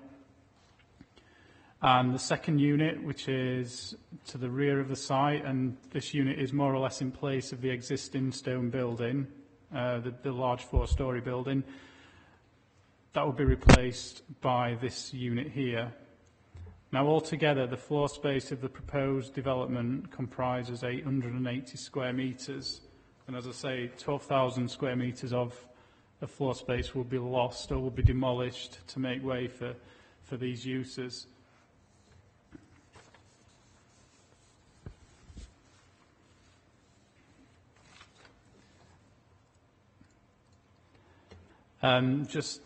Just to show again, as I showed last time, some details about the levels across the site. As you'll appreciate, the site does slope, and you can see. I'll move back onto the master plan shortly, but this just gives you an impression. The cross section here shows how the site would slope from the site entrance up towards the provisional open land or the outline element.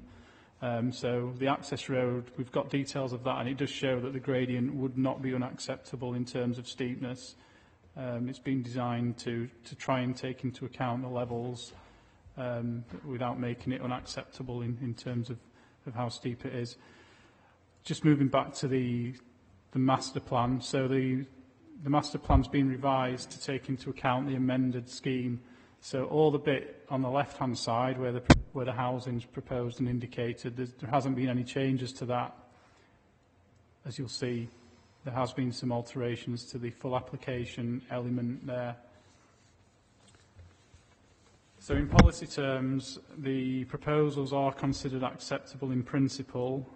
The elements of the scheme in the Greenbelt comprise the redevelopment of a brownfield site, which does not have an additional impact on the openness over and above the existing situation. So that is to say that the new build would be less in terms of volume and floor space than the existing buildings. Now, in terms of the housing element on the provisional open land site, as you're all aware, the council can't demonstrate a 5-year housing land supply. So there is a presumption in favour of sustainable development, and the council has allowed housing developments on provisional open land sites throughout the district. In addition, this site is allocated in the emerging local plan as an employment allocation. So the principle of this type of development is acceptable. Now, you'll appreciate the last scheme was particularly weighted towards residential development. And, for example, the existing mill building within the right-hand side of the site, there was proposed to be 27 apartments in there in addition to the 75 units which are proposed as part of the outline element. Now, the current proposal doesn't involve any housing on the right-hand side, so in the employment zone. There isn't any housing proposed there, so it's a straightforward 75 units on as part of the outline application, with the land within the right-hand side of the scheme. That will all be employment uses. Now, the details that you've seen in terms of elevations have been accompanied by floor plans, which show that the applicant proposes workshops or workshop-type units, and that would be B1 light industry and potentially B8 with ancillary office use. And the applicants also confirm that the proposal would result in up to 40 jobs. And I think the previous scheme was approximately half that number of jobs arising from the office uses. So the trade-off in terms of, I've touched upon the existing building being lost. Clearly the existing mill building does have some character. Now, it isn't a listed building. And as you'll see in the officer report, there was an application or an attempt in 2012 to list the former mill building. Now, English Heritage at that stage didn't feel that the building was worthy of listing. And since then, I'd suggest that the building's fallen further into disrepair. But that's not to say it doesn't have any character. It still is locally an important building as part of the former Dobroyd Mill. But there are other additions and other buildings surrounding the former mill building which have detracted from its significance, and it isn't a heritage asset anymore. It's classed as a non-designated heritage asset. So in short, there is a trade-off between losing that building and increasing the amount of employment floor space and increasing the employment uses. And officers do feel that the mix that is proposed in this case is better than the initial scheme. Obviously, that's something for you to consider and discuss. In terms of drainage, the main housing element, the pole allocation, that's been submitted in outline form, but it was accompanied by a flood risk assessment. Now, the flood risk assessment shows that infiltration into the ground isn't feasible, so it would be a case of draining via the existing roads, or the proposed roads, sorry, into the watercourse with some elements of attenuation. Now, I have actually got a plan just here which shows how this would approximately work. It is subject to condition, subject to the final details being submitted at reserved matters. But in essence, the surface water would flow to the bottom of the site within the employment zone, and then it would discharge at a restricted rate into the watercourse. There are no objections to the outline element from the Environment Agency, and there are no objections to that element from the lead local flood authority, which is effectively the council's drainage officer. In terms of the drainage of the lower part of the site, you will note from the update that comments have been received from the council's drainage officer, and he's made some specific comments about the location of the proposed units in relation to the culvert which runs. There are two culverts and two watercourses which culvert under the site. It's probably best to show you on this plan. You can just make them out here.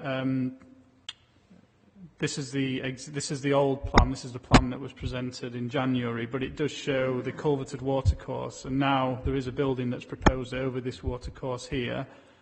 And in addition, there's another culvert which runs under the part of the site where my mouse cursor is.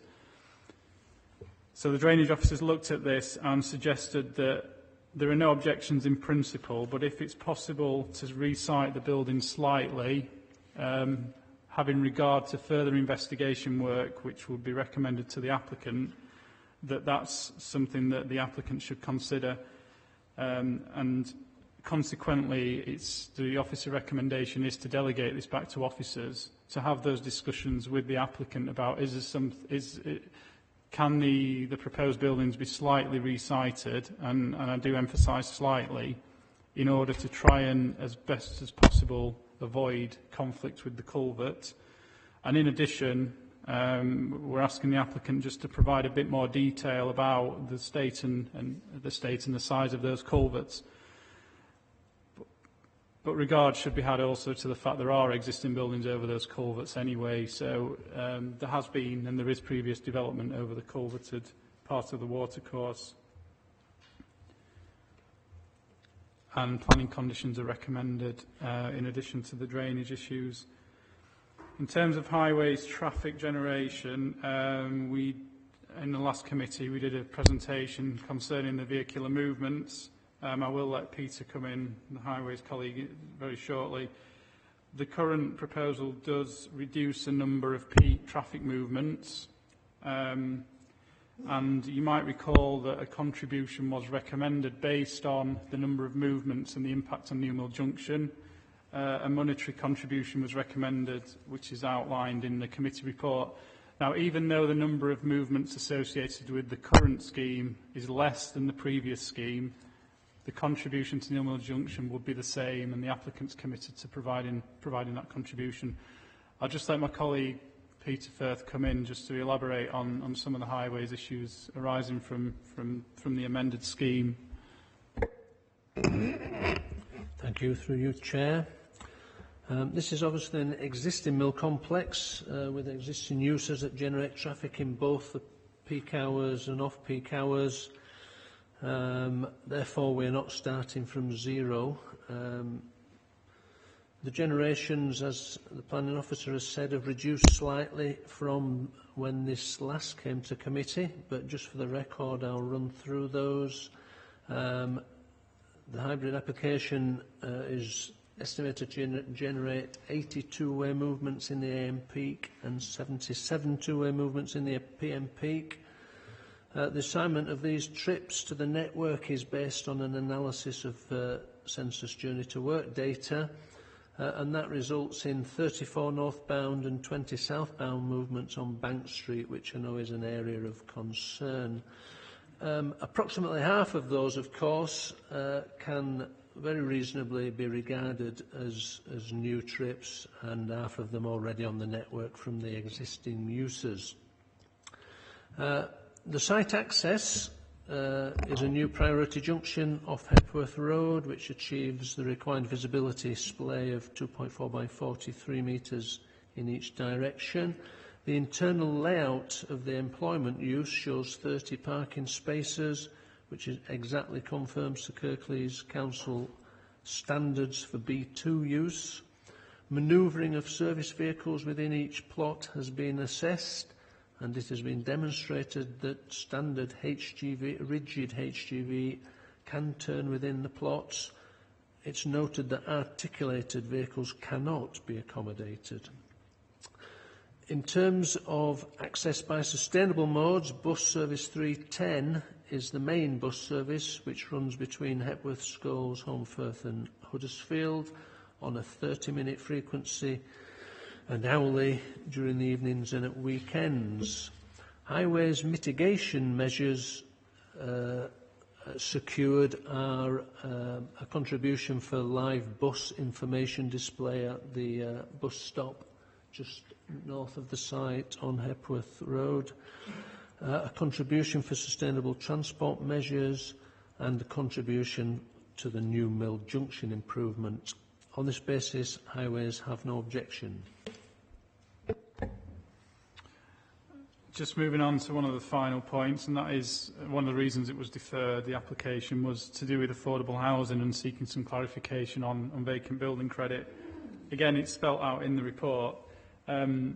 We do support vacant building credit on appropriate sites, and there is some calculations in the report in terms of how much of the existing floor space is vacant and how much is occupied. And with that in mind, the remaining vacant space within the site is approximately 12,000 metres squared. The new build element, although it's not fixed yet because the final details will come forward at reserve matters, but based on each house being approximately 125 metres squared, the total floor space of the dwellings would be, and I think that, the total floor space of the dwellings in addition to the employment uses would be approximately 9,300 square metres. So, in short, the amount of new build is significantly less than the vacant building credit.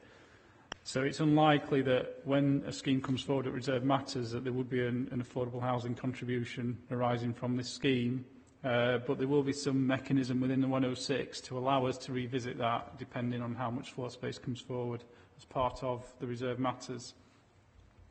The public open space, well, again in the report, but it's slightly more straightforward this time because the residential element at the bottom of the site's now been removed, so it's all about what's in the outline application, and that is 75 dwellings. There is an area of a retained mill pond which might or might not be used as part of the public open space, but as you can see from the indicative layout, there is scope within the site boundary to include public open space, but that would be secured and come forward as part of any subsequent reserve matters approval. And last but not least, just touching upon the financial contributions, clearly some alterations now due to the reduction in the amount of residential accommodation. So the education contribution's been reduced slightly. We've discussed about the new mill, well, I've told you about the new mill junction, that remains as is or as was. And then the public open space, that will come forward at reserve matters. All that's detailed in the update.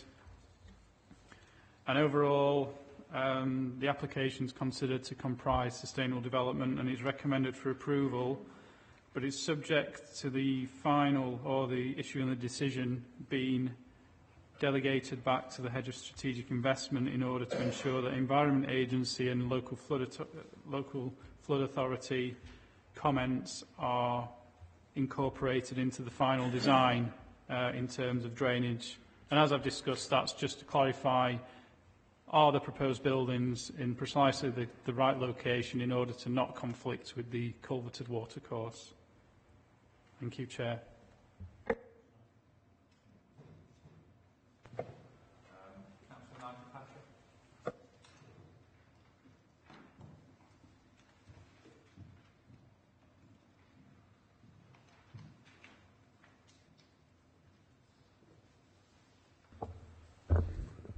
Thank you, Chair.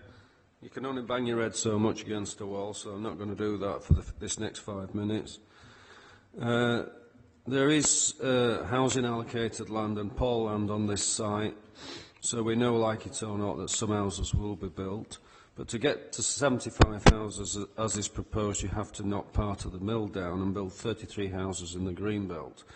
I'd rather see more employment land retained, but it's good to see that the applicants listened to what we've had to say, taken the apartments out, and given us some more employment opportunity. And I hope that stays put in the reserved matters, because I just have a worry that it'll change if we're not careful. More houses, of course, means more traffic and greater impact on the local roads, and New Mill Junction in particular. The contribution to New Mill Junction is pitiful, and I hope Councillor Kane will be consistent when he realises that there is a £45,676 contribution to Metro cards. 45,000, unbelievable. Plus 10,000 for a live bus information display. So they are £55,000 towards buses. Yes, it's the 310, and yes, it's more frequent, but it's still, I don't think people will use it to go to work in their daily lives. These are going to be car drivers. I mean, if things were different, then fine, but you know, this is Hepworth. It's not Dalton, and I think people, it's not suburbia Huddersfield or suburbia Dewsbury. It's in the middle of nowhere, and I think our officers need to remember where these places are. So you've got £33,000 to New Mill Junction and £55,000 towards buses. Well, that doesn't make sense to me at all, but anyway, there you go. I know the officer touched on affordable housing, and I don't think he quite answered what I was going to say, but in the report it makes reference to 20% affordable housing provision, and then in the officer's recommendation it says it is yet to be calculated. As councillors, we all know that we need houses that first-time buyers can afford to buy, yet it seems to me that when these applications come in, we don't get the right mix of housing. And I've looked on Rightmove into the prices of houses being built in Scholes, Cinderilles, Netherthong and New Mill, approved by this planning authority in the last 2 years, and virtually all are expensive houses, £400,000 houses. Certainly not affordable.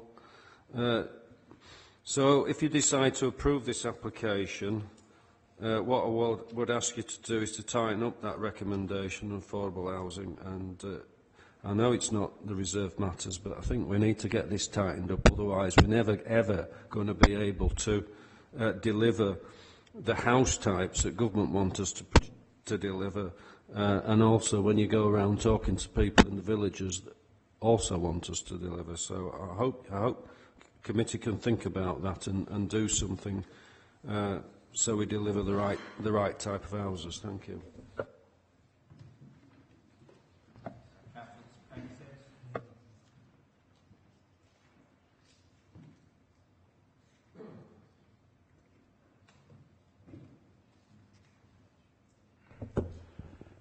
Thank you, Chair. having lived for 50 years across from this site, I know full well what happens summer, winter, spring, autumn, when full employment at the mill and no employment at the mill. So I know that area very well.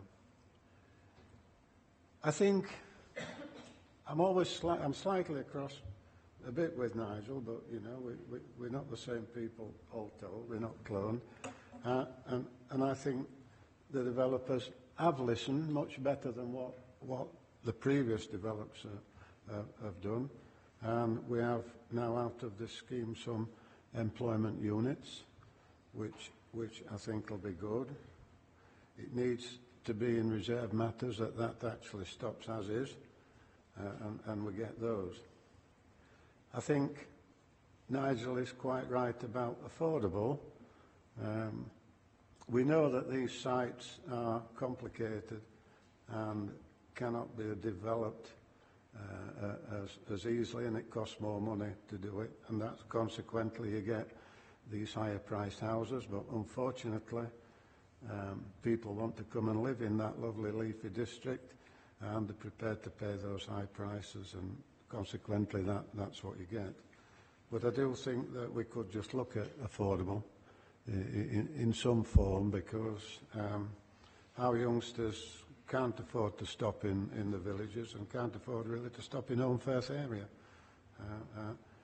and they have to leave, and that's sad.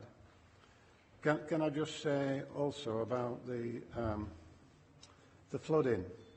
The flooding is not a problem down below where we're talking about the culvert. The flooding has always been the problem higher up in front of where I used to live on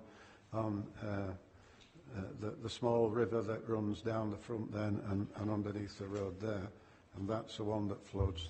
The other flooding comes out of the hillside, which are the old drift mines that were on top of Adage and go all the way up the 616, and that runs out, and that runs out into the river near the crossroads at Jackson Bridge, and that's the Ochre Water one that colours it all orange every so often, and that's in charge by the Coal Authority, of which I managed to get a filter on. It took a long time. It took me 12 years to get the Coal Authority to admit that it's their responsibility.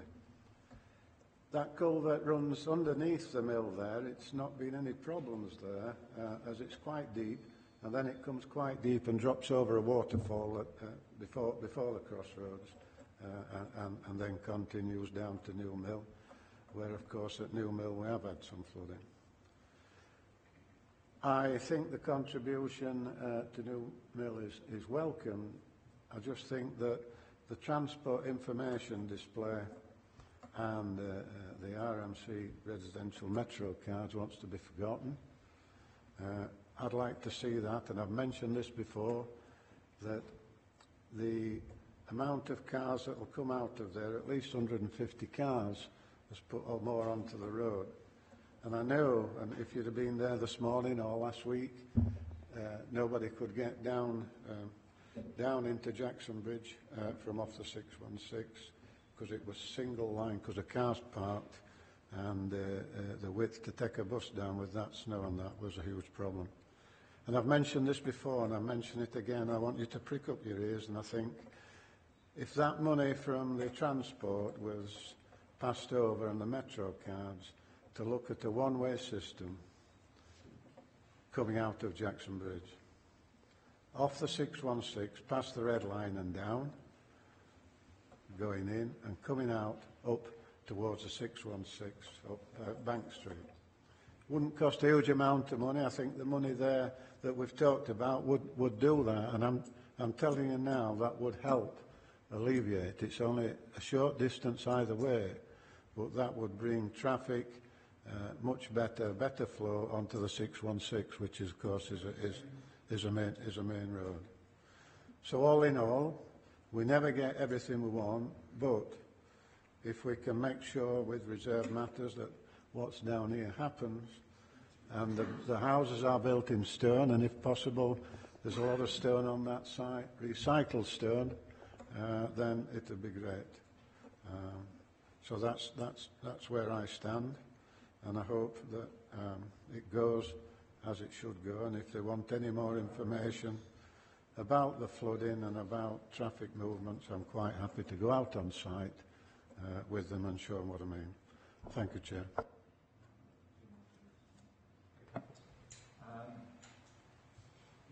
Nick, do you next? Yeah, Nick Willett, who's the agent. There's just going to be one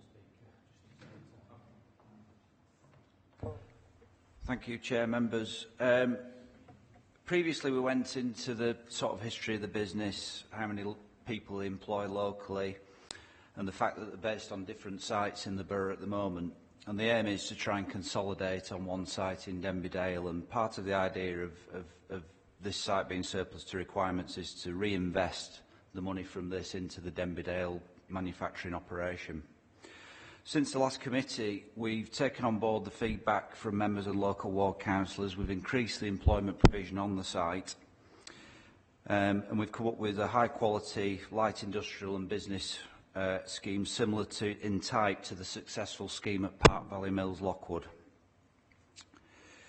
Just to touch on the flood risk issue quickly, these proposals represent a betterment position with regard to flood risk. The floor levels of the new buildings are 3.5 metres above the flood zone 2 level, which is the 1 in 1,000 year flood risk. However, the most important flood risk issue to the Environment Agency is floodwater displacement, as in buildings next to rivers, reducing capacity and making flooding worse downstream. So in this case, the flood compensation area will be dramatically improved by the reduction in built floor space in vicinity of the river, which will go down from 3,250 square metres to 880. That's a 73% betterment. And as officers have said, we feel that these matters are capable of being delegated back to officers. We mentioned the future of Hepworth Brass Band's accommodation on the site last time, and that will be secured through the retention of a building they currently use, providing long-term certainty for the band. And finally, negotiations with this application have been going on for a year now, and it's imperative that Z Hinchliffe and Sons can avoid further financial losses on this site and enable investment in their future expansion plans for Denbydale and the wider borough. Thank you.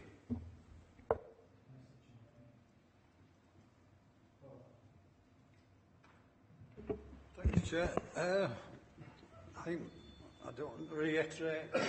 Certainly don't want to shout like Councillor Patrick did, but I have to say that most of what he said is absolutely true. It's a far better application, or should I say the changes are far better for the community than what they were previously. And the fact that B1 and possibly B8 is going to be introduced into there with a greater extent, I think that's absolutely fantastic. And it covers certainly something Councillor Firth was talking about the previous application, about working alongside and where you're actually living and whatever. And I think that's important. And I thank them for listening to us. And the one sort of caveat I will put to that is the fact that it was raised about the affordable homes, and I think we need to be extremely careful how this is calculated. And I know this will come back under reserve matters, and it's going to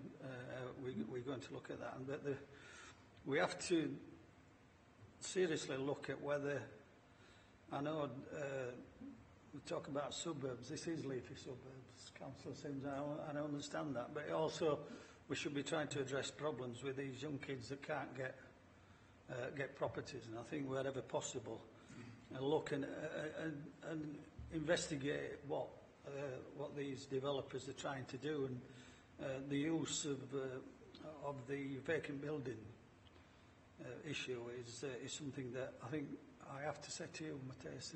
Can you ensure that that comes back and we can look at it, we can investigate that? Yeah, yes, it is a big building there that's there already. But how it's calculated, I'm pretty sure that we should be looking at least one or two properties to rent or intermediate acquisition down there. The only other thing I would say is I did do the chair's briefing for the everyone and planning the other day, and about this issue about reinvesting proceeds, I think we really do need to try to tie that up to ensure that any proceeds, if they're using that as a reason to get an application, for to reinvest in which is in Kirklees, but another area, we want to ensure that that's absolutely as tight as possible, so as it does get used in that area, and not make an excuse to actually just take that profit and run away with it. So, apart from the couple of points that I've raised, and it isn't £45,000 because that's obviously been reduced for Metro cards. It's 33,750. I'm not going to be hypocritical. I would say that we should look again at a possible. I don't think there's an issue about the live bus information thing. I think that is, it's a move forward, is that, and if we can support that, I've no problem with that. But definitely, the Metro cards, if we want to remove that and use it for something different, I'd be supportive of that. Given all them comments, Chair, I'd move this office's recommendations to approve and look at a good report for the reserved matters with a proper viability report. Thank you. Andrew and then Donald. Thank you, Chair. Yes, I'd like to second that. But it would be very remiss of me as a member of the Transport Committee to at least try and defend public transport improvements. Well, no, come on. This site is on a bus route. It's not like the other one, where in this case the buses run right outside the front door almost, and every half hour, which given the sort of area we're talking about, is not an unreasonable frequency. And I think that in order to try and encourage people to use buses, some inducements are necessary. It's a chicken and egg situation to some extent. People won't use buses if they think they're unreliable. But the more people who use buses, the better the chance you have of making the service work. And become viable. There is a disconnect in this country between the finance that's available for improving bus services and the way the things are delivered by private companies. And now I'm not in this comment suggesting nationalisation, because that doesn't necessarily work in this instance. But some stronger means of encouraging bus use, I think, is important. As Councillor Kane has mentioned, that the live bus information is a good idea because it does give people a very good idea of when buses are coming. Metro cards, if somebody can show to me that scheme doesn't work, then I would agree to that. I think we need to know what sort of uptake is obtained with that. If there is a good uptake, then I'm not going to suggest throwing it away.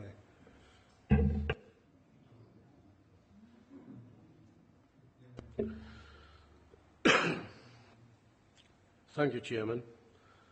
It's been interesting listening to all that's been said about this site, and I'm quite interested to note that our highways people have had nothing to say about it at all. We've got 70 plus houses at the bottom of Butt Lane, and I want to know where all that traffic is going to go in and out of Jackson Bridge, and have we taken into consideration what we're going to do about it? Mr. Highways, can you tell us? Well, it's not my application, but we have looked at what the applicant has presented to us, and we are in agreement with what they are telling us, which is after quite a lot of to-ing and fro-ing, I might add. I did set out the generations, if you recall, 80 two-way movements in the AM peak, 77 two-way movements in the PM peak. The assignment of those trips based on the census to work data suggests 68% using Bank Street, 7% using East Street, and 25% using Scholes Road. Yep, so that's the split. Now, of course, as I said, not all that is new traffic. I think we can discount, sort of cut it in half, if you like, to allow for what is currently using the site. So I hope that answers your question. Well, actually, it didn't tell me over much, actually. I wondered if you'd done a traffic count over, say, a fortnight or 3 weeks and come up with an average of traffic movements specifically down Bridge Street, which when I go into Jackson Bridge, that's the road that I use. I wouldn't dream of using East Street, because I'd have to go all the way around past the Red Lion pub and go down that way to get down into Jackson Bridge. Most people go down Bridge Street if they want to go to Hepworth or they want to go to Scholes. And you've got 70 plus cars extra coming down there into the centre of Jackson Bridge. My question is, where are they all going to go? Because apparently if they go New Mill, the people, the monies they're setting aside to help us with New Mill Junction is a pittance. I mean, I could go down to the bucket and collect nearly as much on a good day. For goodness sake, they're making a joke of this council. Can't we tell these people if they're going to build properties, then they need to have to pay for them, and they need to help with our highways infrastructure? Because with those extra cars going down there, our highways infrastructure is going to suffer because they'll all be going through New Mill. Now, New Mill on a morning, it starts to build up its traffic at 7:30. I'd like you to come one morning, starts at 7:30 in the morning, and they're packed outside my house right the way to the Toss a Coin in some cases, which is nearly 2 miles up the road, every morning from about 7:30 to about 9 o'clock. Every morning. Every afternoon, 4 o'clock it starts, and it's there till 6:15. That is a fact. We have to close our windows or we'd be poisoned with carbon monoxide poisoning with standing traffic. Now you think about adding another 70 plus onto that in the morning and in an evening. We'll probably sat there till 10 o'clock in the morning before the traffic moves. We've got to take into consideration traffic movement and rat runs. They use the rat run on Spring Lane, which does alleviate a little bit of the traffic, but not all of it. And I can't go along and say, I've put my hand up for 79 hours. I'd like to see more industrial units. We've already got two, and it's very good. I do commend the people who have put that forward. I'd like to see a little bit more and a lot less housing. Thank you.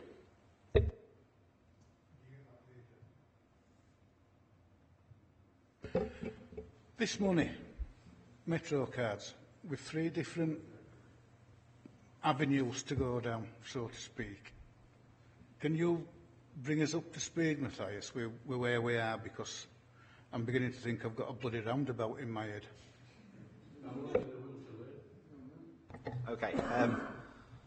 Right. Yeah. Yes, Chair. I'll try my best. So, Councillor Sims would prefer that money to be used to look towards a one-way system in and out nearby the site.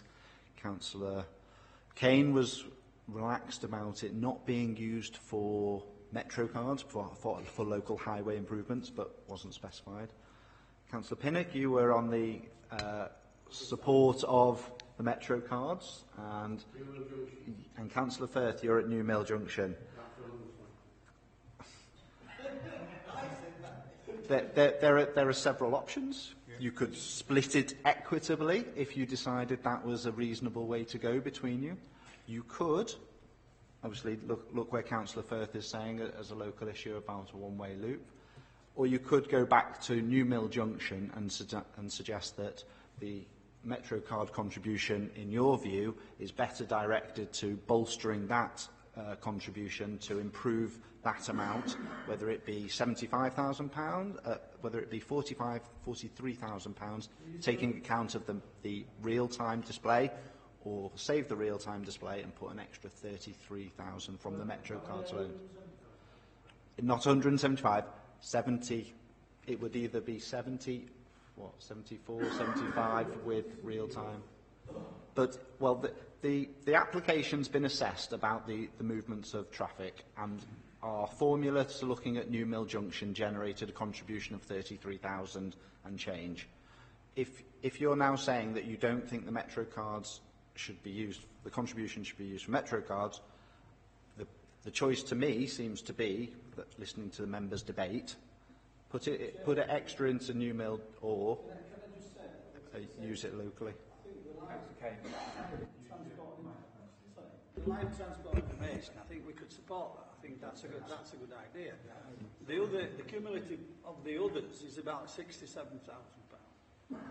That's with the New Mill improvement and the Metro cards. Can that not be set aside and we decide that at reserve matters? No, because you need to specify at this time, unfortunately. That's fine then. Because it needs to meet the tests of a contribution. The 33 for New Mill Junction is very clearly qualified as a direct impact. Members of this committee can decide that the Metro card contribution can be used for Metro cards, or you can decide that your priorities lie elsewhere because you think extra money needs to go, for example, to New Mill, and that is a greater impact than the one we have identified. And that is your ability to do that as a committee. Well, I'd support Councillor Firth is a member of this committee, so I'd support what Councillor Firth is talking about. Presumably, some of the improvements at the New Mill Junction would actually improve the flow for buses, not just cars. Yes. So on that basis, I think I would go with the reduction of the Metro cars, not entirely, but with some more money going towards the junction. Then we'll go to a vote. Okay, so yeah, just to clarify, the contributions are £10,000 towards a real-time bus display, as per the recommendation, an additional 33,000 and whatever the change is to go from a Metro card scheme into the New Mill Junction contribution. 60. Oh, we've come down from 75 now. Because 10,000 is retained for a real-time display at a bus stop. Well, 79 houses, no, hassle, you know, for 68,000. Come on, we don't ask for enough, we don't. Come on now. Bloody hell, it's not pantomime time. I'm getting really fed up with this. It's not pantomime time. I'm putting my case forward. All right. You've heard. But it's still not too badly out there. Will you use microphones, please, members? Right. Yeah. Right. I want to move by Powell, seconded by Andrew. Sorry, are we dealing with the section 106? Well, we're hoping to move on to vote, actually. Well, if I'm in a minority on that, then I accept. Yeah, all right, Paul. those in favour of the application, please show. Yeah. For, against, 2. Applications approved.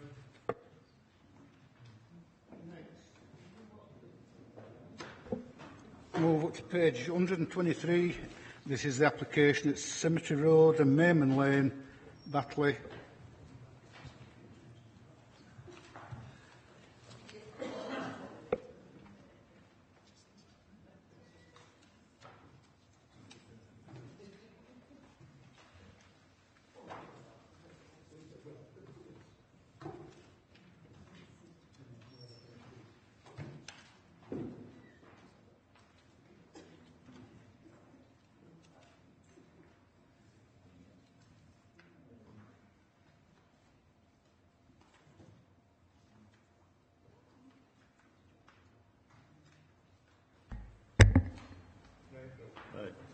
Thank you, Chair. My name is Bill Topping. I'm the case officer for this proposal which relates to Blakeridge Mills. Site comprises an area of just under 1.2 hectares located at the junction of Mayman Lane and Cemetery Road. It's part of the much larger Blakeridge Mills complex, which has been to this committee before several times. The site is currently cleared. Access to the whole site, which is taken off Mayman Lane, is already provided, and all of these mill buildings are either converted or in the process of being converted into a very large number of apartments. Sites within the Crossbank Conservation Area, and to the rear of the site, at this point here, there are a number of mature trees that are protected by that conservation area status. On the UDP, this site here is identified as potential employment land. On the emerging local plan, there is no allocation to it. What is proposed is a full permission for the erection of retail development. 3 retail units are proposed, a large one there and 2 smaller ones. The total floor area being 3,948 square metres. Also a garden centre area of 697 square metres is proposed. The larger of the units is proposed to be potentially occupied by a user who wants a non-food consent with a 20% allowance for food. Access is taken off the existing access into an area at the front here for car parking, to be bespoke car parking for the 3 units, extending around to a communal loading, unloading and service yard to the rear there. There's a pedestrian access proposed off Mayman Lane there as well. The buildings, they will be between 9 and 10 metres in height. This is the Mayman Lane frontage here. This is the main Blakeridge Mill. That's the larger unit, which is essentially a flat roof block. The 2 smaller units have a different roof profile, as you can see stepping into the site, aiming to mimic the north lights on the Blakeridge Mills. This is a schematic of what it might well look like. Sorry. And that gives you an idea of the relationship to the mills in terms of scale, the Blakeridge Mill at the back and the Jubilee Mill at the front. In terms of issues before you, in terms of general principle and policy, the site is indicated for employment on the UDP, that's B1, B2, B8 use, but that employment allocation did not extend to Blakeridge Mills. The majority of Blakeridge Mills is now in residential use and in close proximity to that allocation. That would make certainly a B2 use, a general industrial use, not an attractive neighbour for that, for the residential elements. The NPPF indicates we should not be overly protective of such allocations if they're not likely to come forward for employment use. There have been 2 previous applications on this site for non-employment use, both of which involved retail. Given those permissions, one of which is still extant, and the large residential element there, I can't see that there's any reason to safeguard this land for employment at this stage, and an alternative use can be looked at. As I said earlier, there have been 2 previous permissions on this site for retail. Firstly, 2013, that also included a petrol station, and latterly in 2016, a discount food store and potentially a public house. The latter permission is still extant. In terms of town centre and retail policy, obviously this is a different offer, a different scheme to that one, which is extant. So a fresh retail impact assessment and sequential test have been required and submitted. With respect to the sequential search, Blakeridge Mills was granted permission as a edge of centre location. As part and parcel of the emerging local plan, the Batley Town Centre boundaries and the primary frontages are to be changed. So just for information, technically now this would be just out of, so it would be an out of centre site. Search area, however, doesn't actually materially change. a number of sites were identified in the search area, including Victoria Mills, and an additional site, Batley Mills, has been put forward as an alternative site, as a potentially preferable site. Both cases, sites wouldn't be able to accommodate the full range of accommodation provided here, and the applicants have given their responses to the unsuitability of the sites. In terms of this committee, we're content that in terms of the MPPF requirements, the sequential search has been carried out in a satisfactory manner. In terms of the retail impact assessments, substantial additional information was required so that it was up to date and the information was robust. There's a very detailed assessment in your report there, but I would draw your attention to the conclusion, which essentially says that this proposal would not significantly impact on the vitality and viability of the identified centres in the search area, which obviously would include Batley Centre there. As such, we're not raising any objection in retail policy terms to this. In terms of highways, access to the site for a mixed-use residential retail use already exists. However, as part of the transport statement, we did ask for an additional survey to be undertaken of a comparable range of retail uses in the Kirklees area. That survey was undertaken at peak times over a weekend on a comparable site in Huddersfield, and the information we considered to be robust and satisfactorily collected in order to justify the parking areas and the parking requirements in front of the development there. Highways have raised no objection on this basis, subject to a travel plan, obviously, the monitoring of that travel plan, and the potential to introduce, if necessary, mitigation measures following a monitoring period of, say, 6 months after the completion of the development. In terms of impact on amenity, the site is within the conservation area. The site is currently vacant but adjacent to the redeveloped mills, which are they're very impressive actually. This scheme has progressed considerably.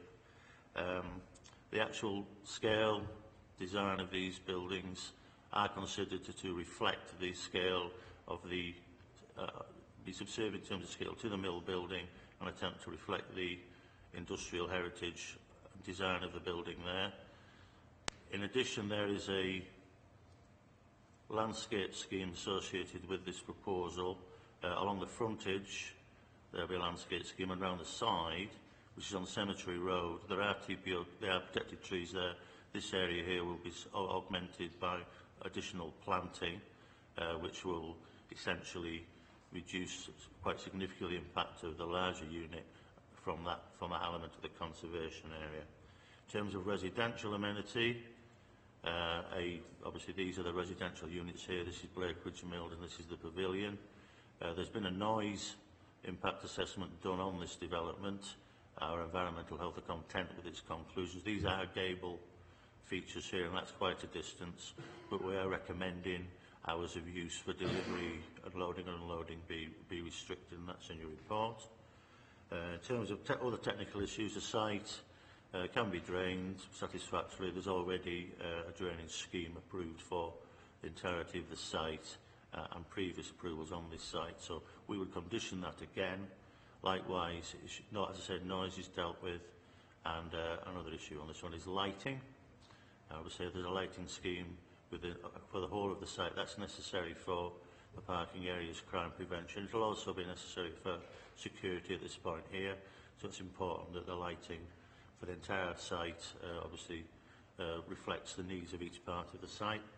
Final thing, obviously, crime prevention condition and the eradication of any remaining Japanese knotweed on the site. Those are recommended for condition as well. To refer you to your update, there's just a short summary note there on the sequential test element and a suggested condition on the limits of the type of retail accommodation on the larger unit, which essentially reflects the 80-20 split that they're asking for in terms of non-food, 80 and 20% food. Recommendation is for approval. Delegate to your officers to issue the decision notice following the imposition of appropriate conditions. Thank you.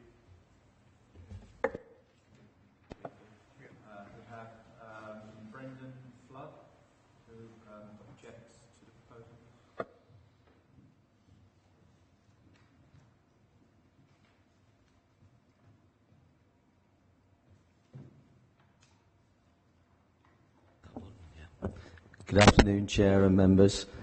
Sorry it's late in the day, so I won't keep you long. I've owned Batley Mill since 2004.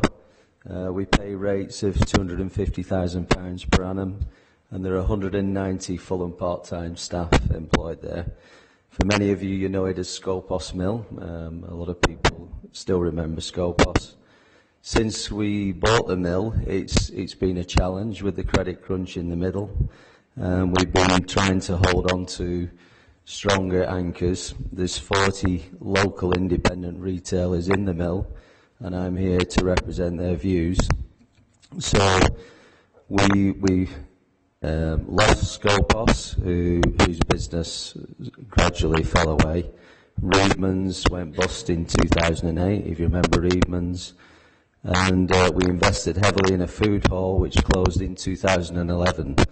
So we through hard work, we built up some more capital to invest $750,000 in 2016 for a garden centre.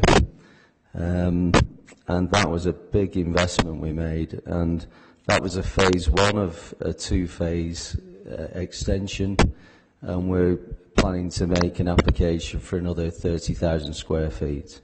And that would increase the ground floor area, which would improve the sustainability of the mill.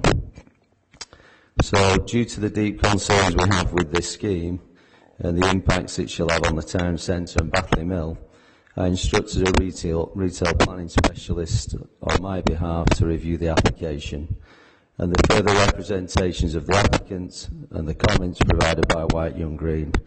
It's our view there are significant flaws in the assessments undertaken by the Council in the committee report. The Council's application of the sequential test and the impacts on the town centre is not cognisant of the planning case law and fails to robustly respond to the various issues raised in our representations. The officer report mistakenly relies upon an implementable fallback position from previous planning consents to justify the recommendations. This is simply incorrect, as neither of the previous consents, which were explicitly for food, are comparable to the retail offer proposed in this non-food application.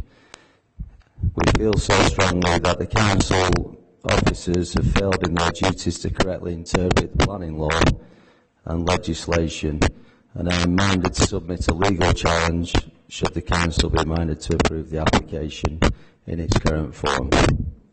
Thank you for your time. Helen and Gary, is there any particular order you want to? Yeah, okay. Gary Swarbrick, apologies.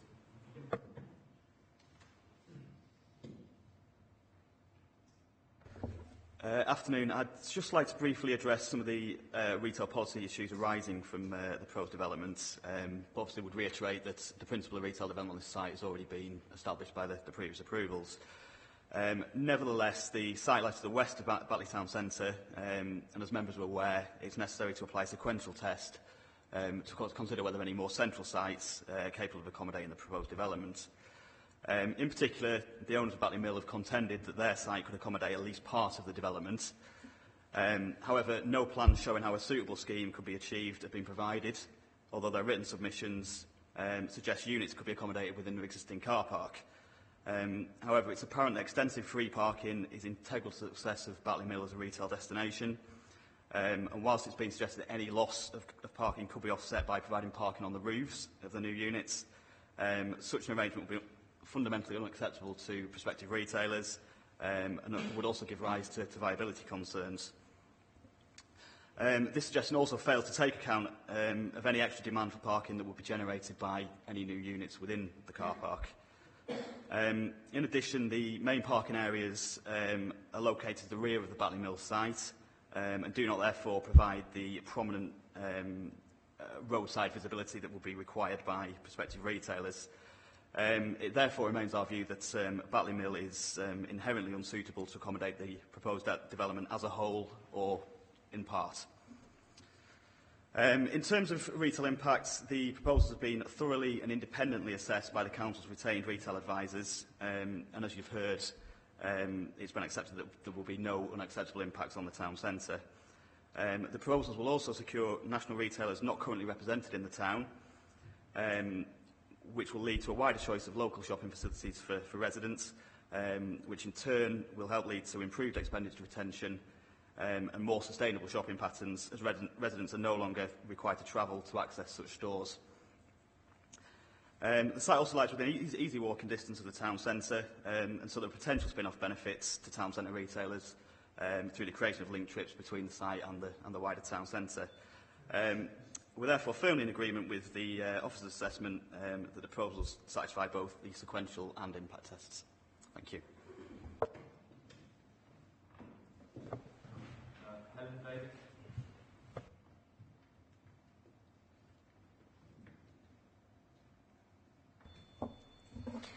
Good afternoon, Chair and members. I'm Helen Davis from Binks Developments, the owners of the Blakeridge Mills site.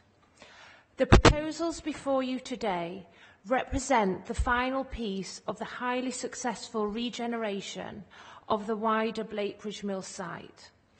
Over the years, the Kirklees Planning Department and this committee has been very supportive of the Binks family as we have battled to transform the once run-down mills into a thriving part of Batley.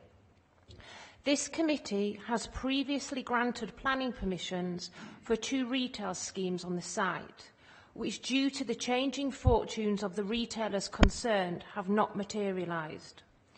The current proposal has been independently assessed by the Council's retail advisors, and they have confirmed there are no unacceptable impacts on the town centre. The scheme before you today has a national anchor tenant in the retailer B&M, who are committed to having a store at Blakeridge Mills. Our scheme will bring new retailers into Batley and give local people an additional reason to come and shop in the town. The close proximity of the scheme to the town centre will help to generate linked trips between the proposed units and outlets in the town centre. We believe the design approach of the scheme will have a positive impact on the visual amenity of the local area. The design has been supported by the Council's Conservation Officer. The scheme will complete our development and sit beautifully with the magnificent mills. Since the beginning of 2015, we have invested over £15 million in our site and have created homes for over 500 people who are now living in and spending money in Batley. We are wanting to invest further substantial amounts in the town and bring this retail scheme to fruition, provide jobs for local people, both during the course of construction of the scheme and also during the operational phase of the development. With a consent from this committee today, Blakeridge Mills can eventually be completed after a number of years of very hard work. As this committee knows, we are very proud of the regeneration we have achieved, and Batley and Kirklees Council should also be very proud of the part they have played in this success story. Thank you.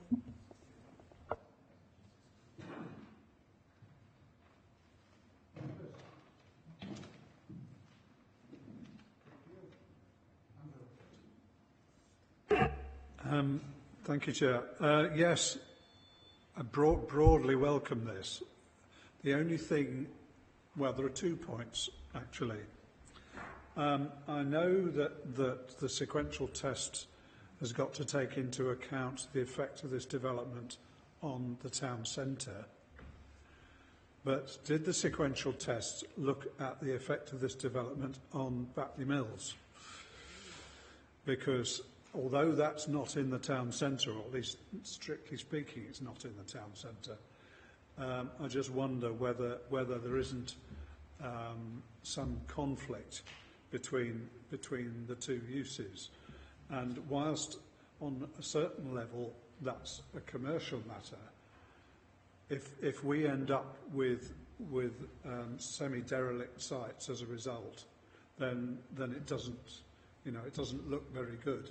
I'm not saying that would happen, but that assessment, it seems to me, needs to be at least looked at, so that we know that we can try and minimise the danger of that happening. The other point I want to make is concerning the design of the building, and I think from what we've seen so far, I can't tell very much what it actually looks like. These are distant views. I could do with something. Well, all right, but it says conditions are recommended for materials. Given where it is, I would have thought these materials have got to be stone, because that is what you have in the existing mill building, and it's got to reflect that as well as the cemetery on the other side of the road. But apart from those issues, I think this, as has been said, this is the last piece in the jigsaw. I just want some reassurance, A, that we're not creating conflict with another part of Batley, and B, that we've got robust conditions to ensure that the design of the building is in keeping with its surroundings.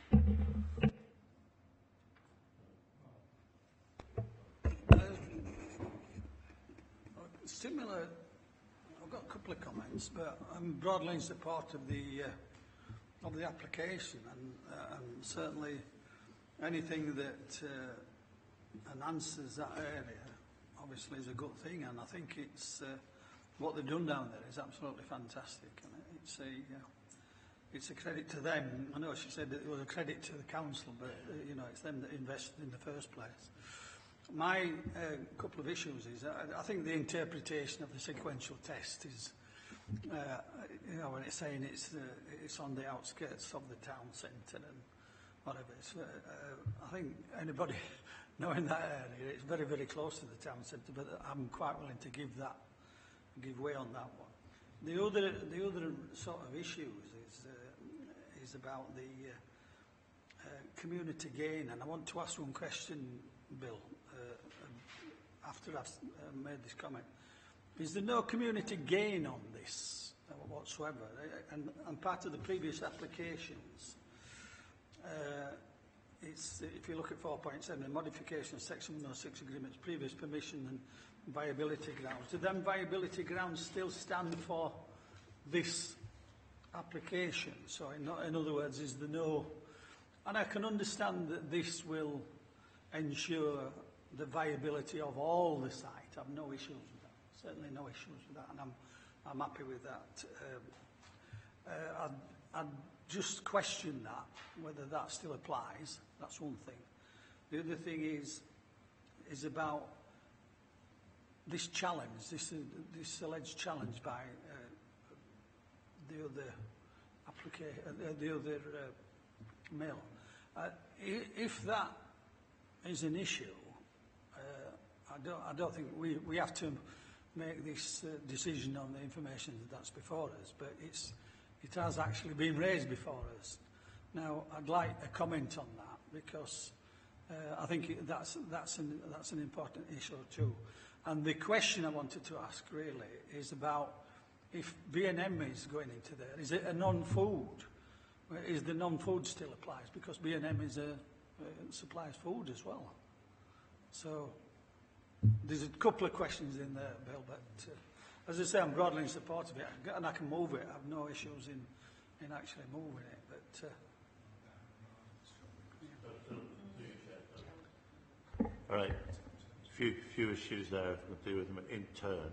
Obviously, in terms of the appearance, that is a schematic of it. I understand what you're saying about the materials. Obviously, it's a conservation area. Blakebridge Mills is natural stone.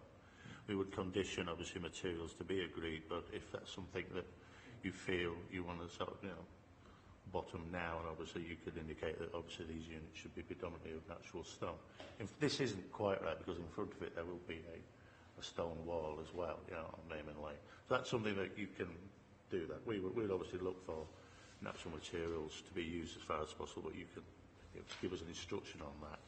In terms of the the community benefit. You talked about the 106 variation there. Obviously, when the original scheme was granted for the mill conversion plus the supermarket, there was a 106 associated with that delivered some affordable housing. I think education was another one as well. So that was related to that scheme.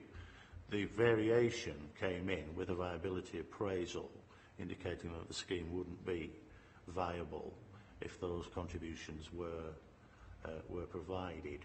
That went through our usual viability process. That was independently assessed viability process, and that was our assessor came back saying that was they agreed with those concerns. And I think at the time the delivery of the balance of the mill sites to come forward, that was on balance be accepted, that we wouldn't require the community dividend and the affordable houses, as it were. So that issue has been dealt with, and it's not an issue that can be, as it were, transferred onto this specific scheme. No, yeah. So we deal with the scheme on its merits. In terms of obviously the retail policy issues and the threat of the legal challenge there, obviously we have had it independently assessed and went through a lot more information, got a lot more information. And obviously our retail consultant is here, if you would like her to. She's kind of anticipated this might well come up. So if you'd like her to go through the issues on the sequential test, obviously. First of all, sequential test is one element. The impact on Batley Mills is a second element, but the challenge appears to be on both elements. So with your permission, oh yeah, sorry. What is proposed is it is B&M, I believe, and they are primarily non-food. They're asking for non-food open, but with a 20% possibly for food, and that is a suggested condition. So that's what B&M. If you go into any B&M, there is about 20% of it that serves food, but that is recommended by condition. But I say through you, Chair, if you're, could ask Helen, who's our consultant, who's obviously done this independent assessment, then obviously, if you like that, that's it. Yeah. Right, Helen, sorry, go.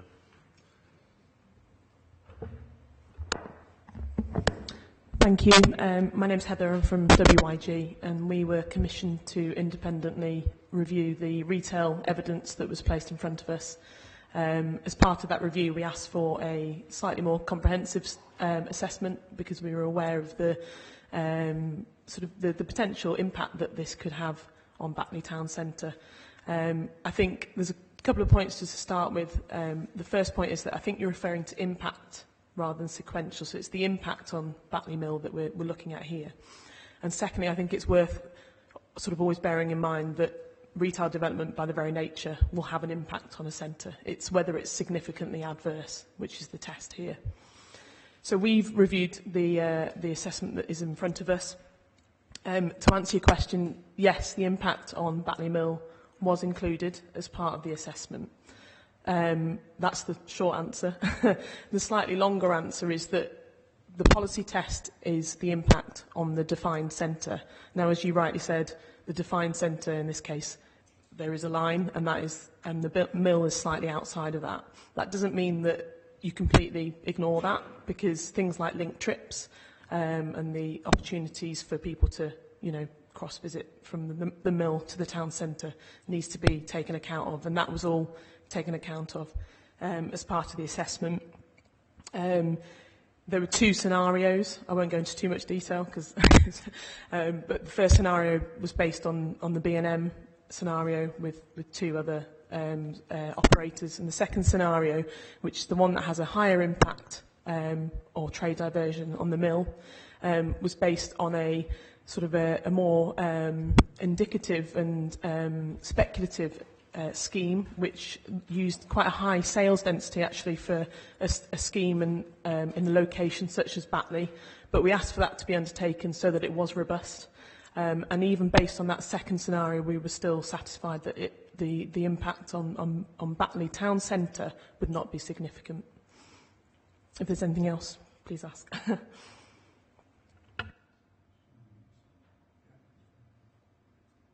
Just to pick up on the issue of the challenge, You are asked to make a decision today on the information and on the merits, starting with the development plan, unless there are other material considerations. A judicial review challenge can be lodged by any party after a decision has been made. It can be procedural, it can be matters of law. We would ascertain that the analysis and the assessment put forward to you is robust in respect of a challenge, but that could still happen afterwards. So, but it's not germane to making a decision on the application today. Members, any more questions? Councillor Kane.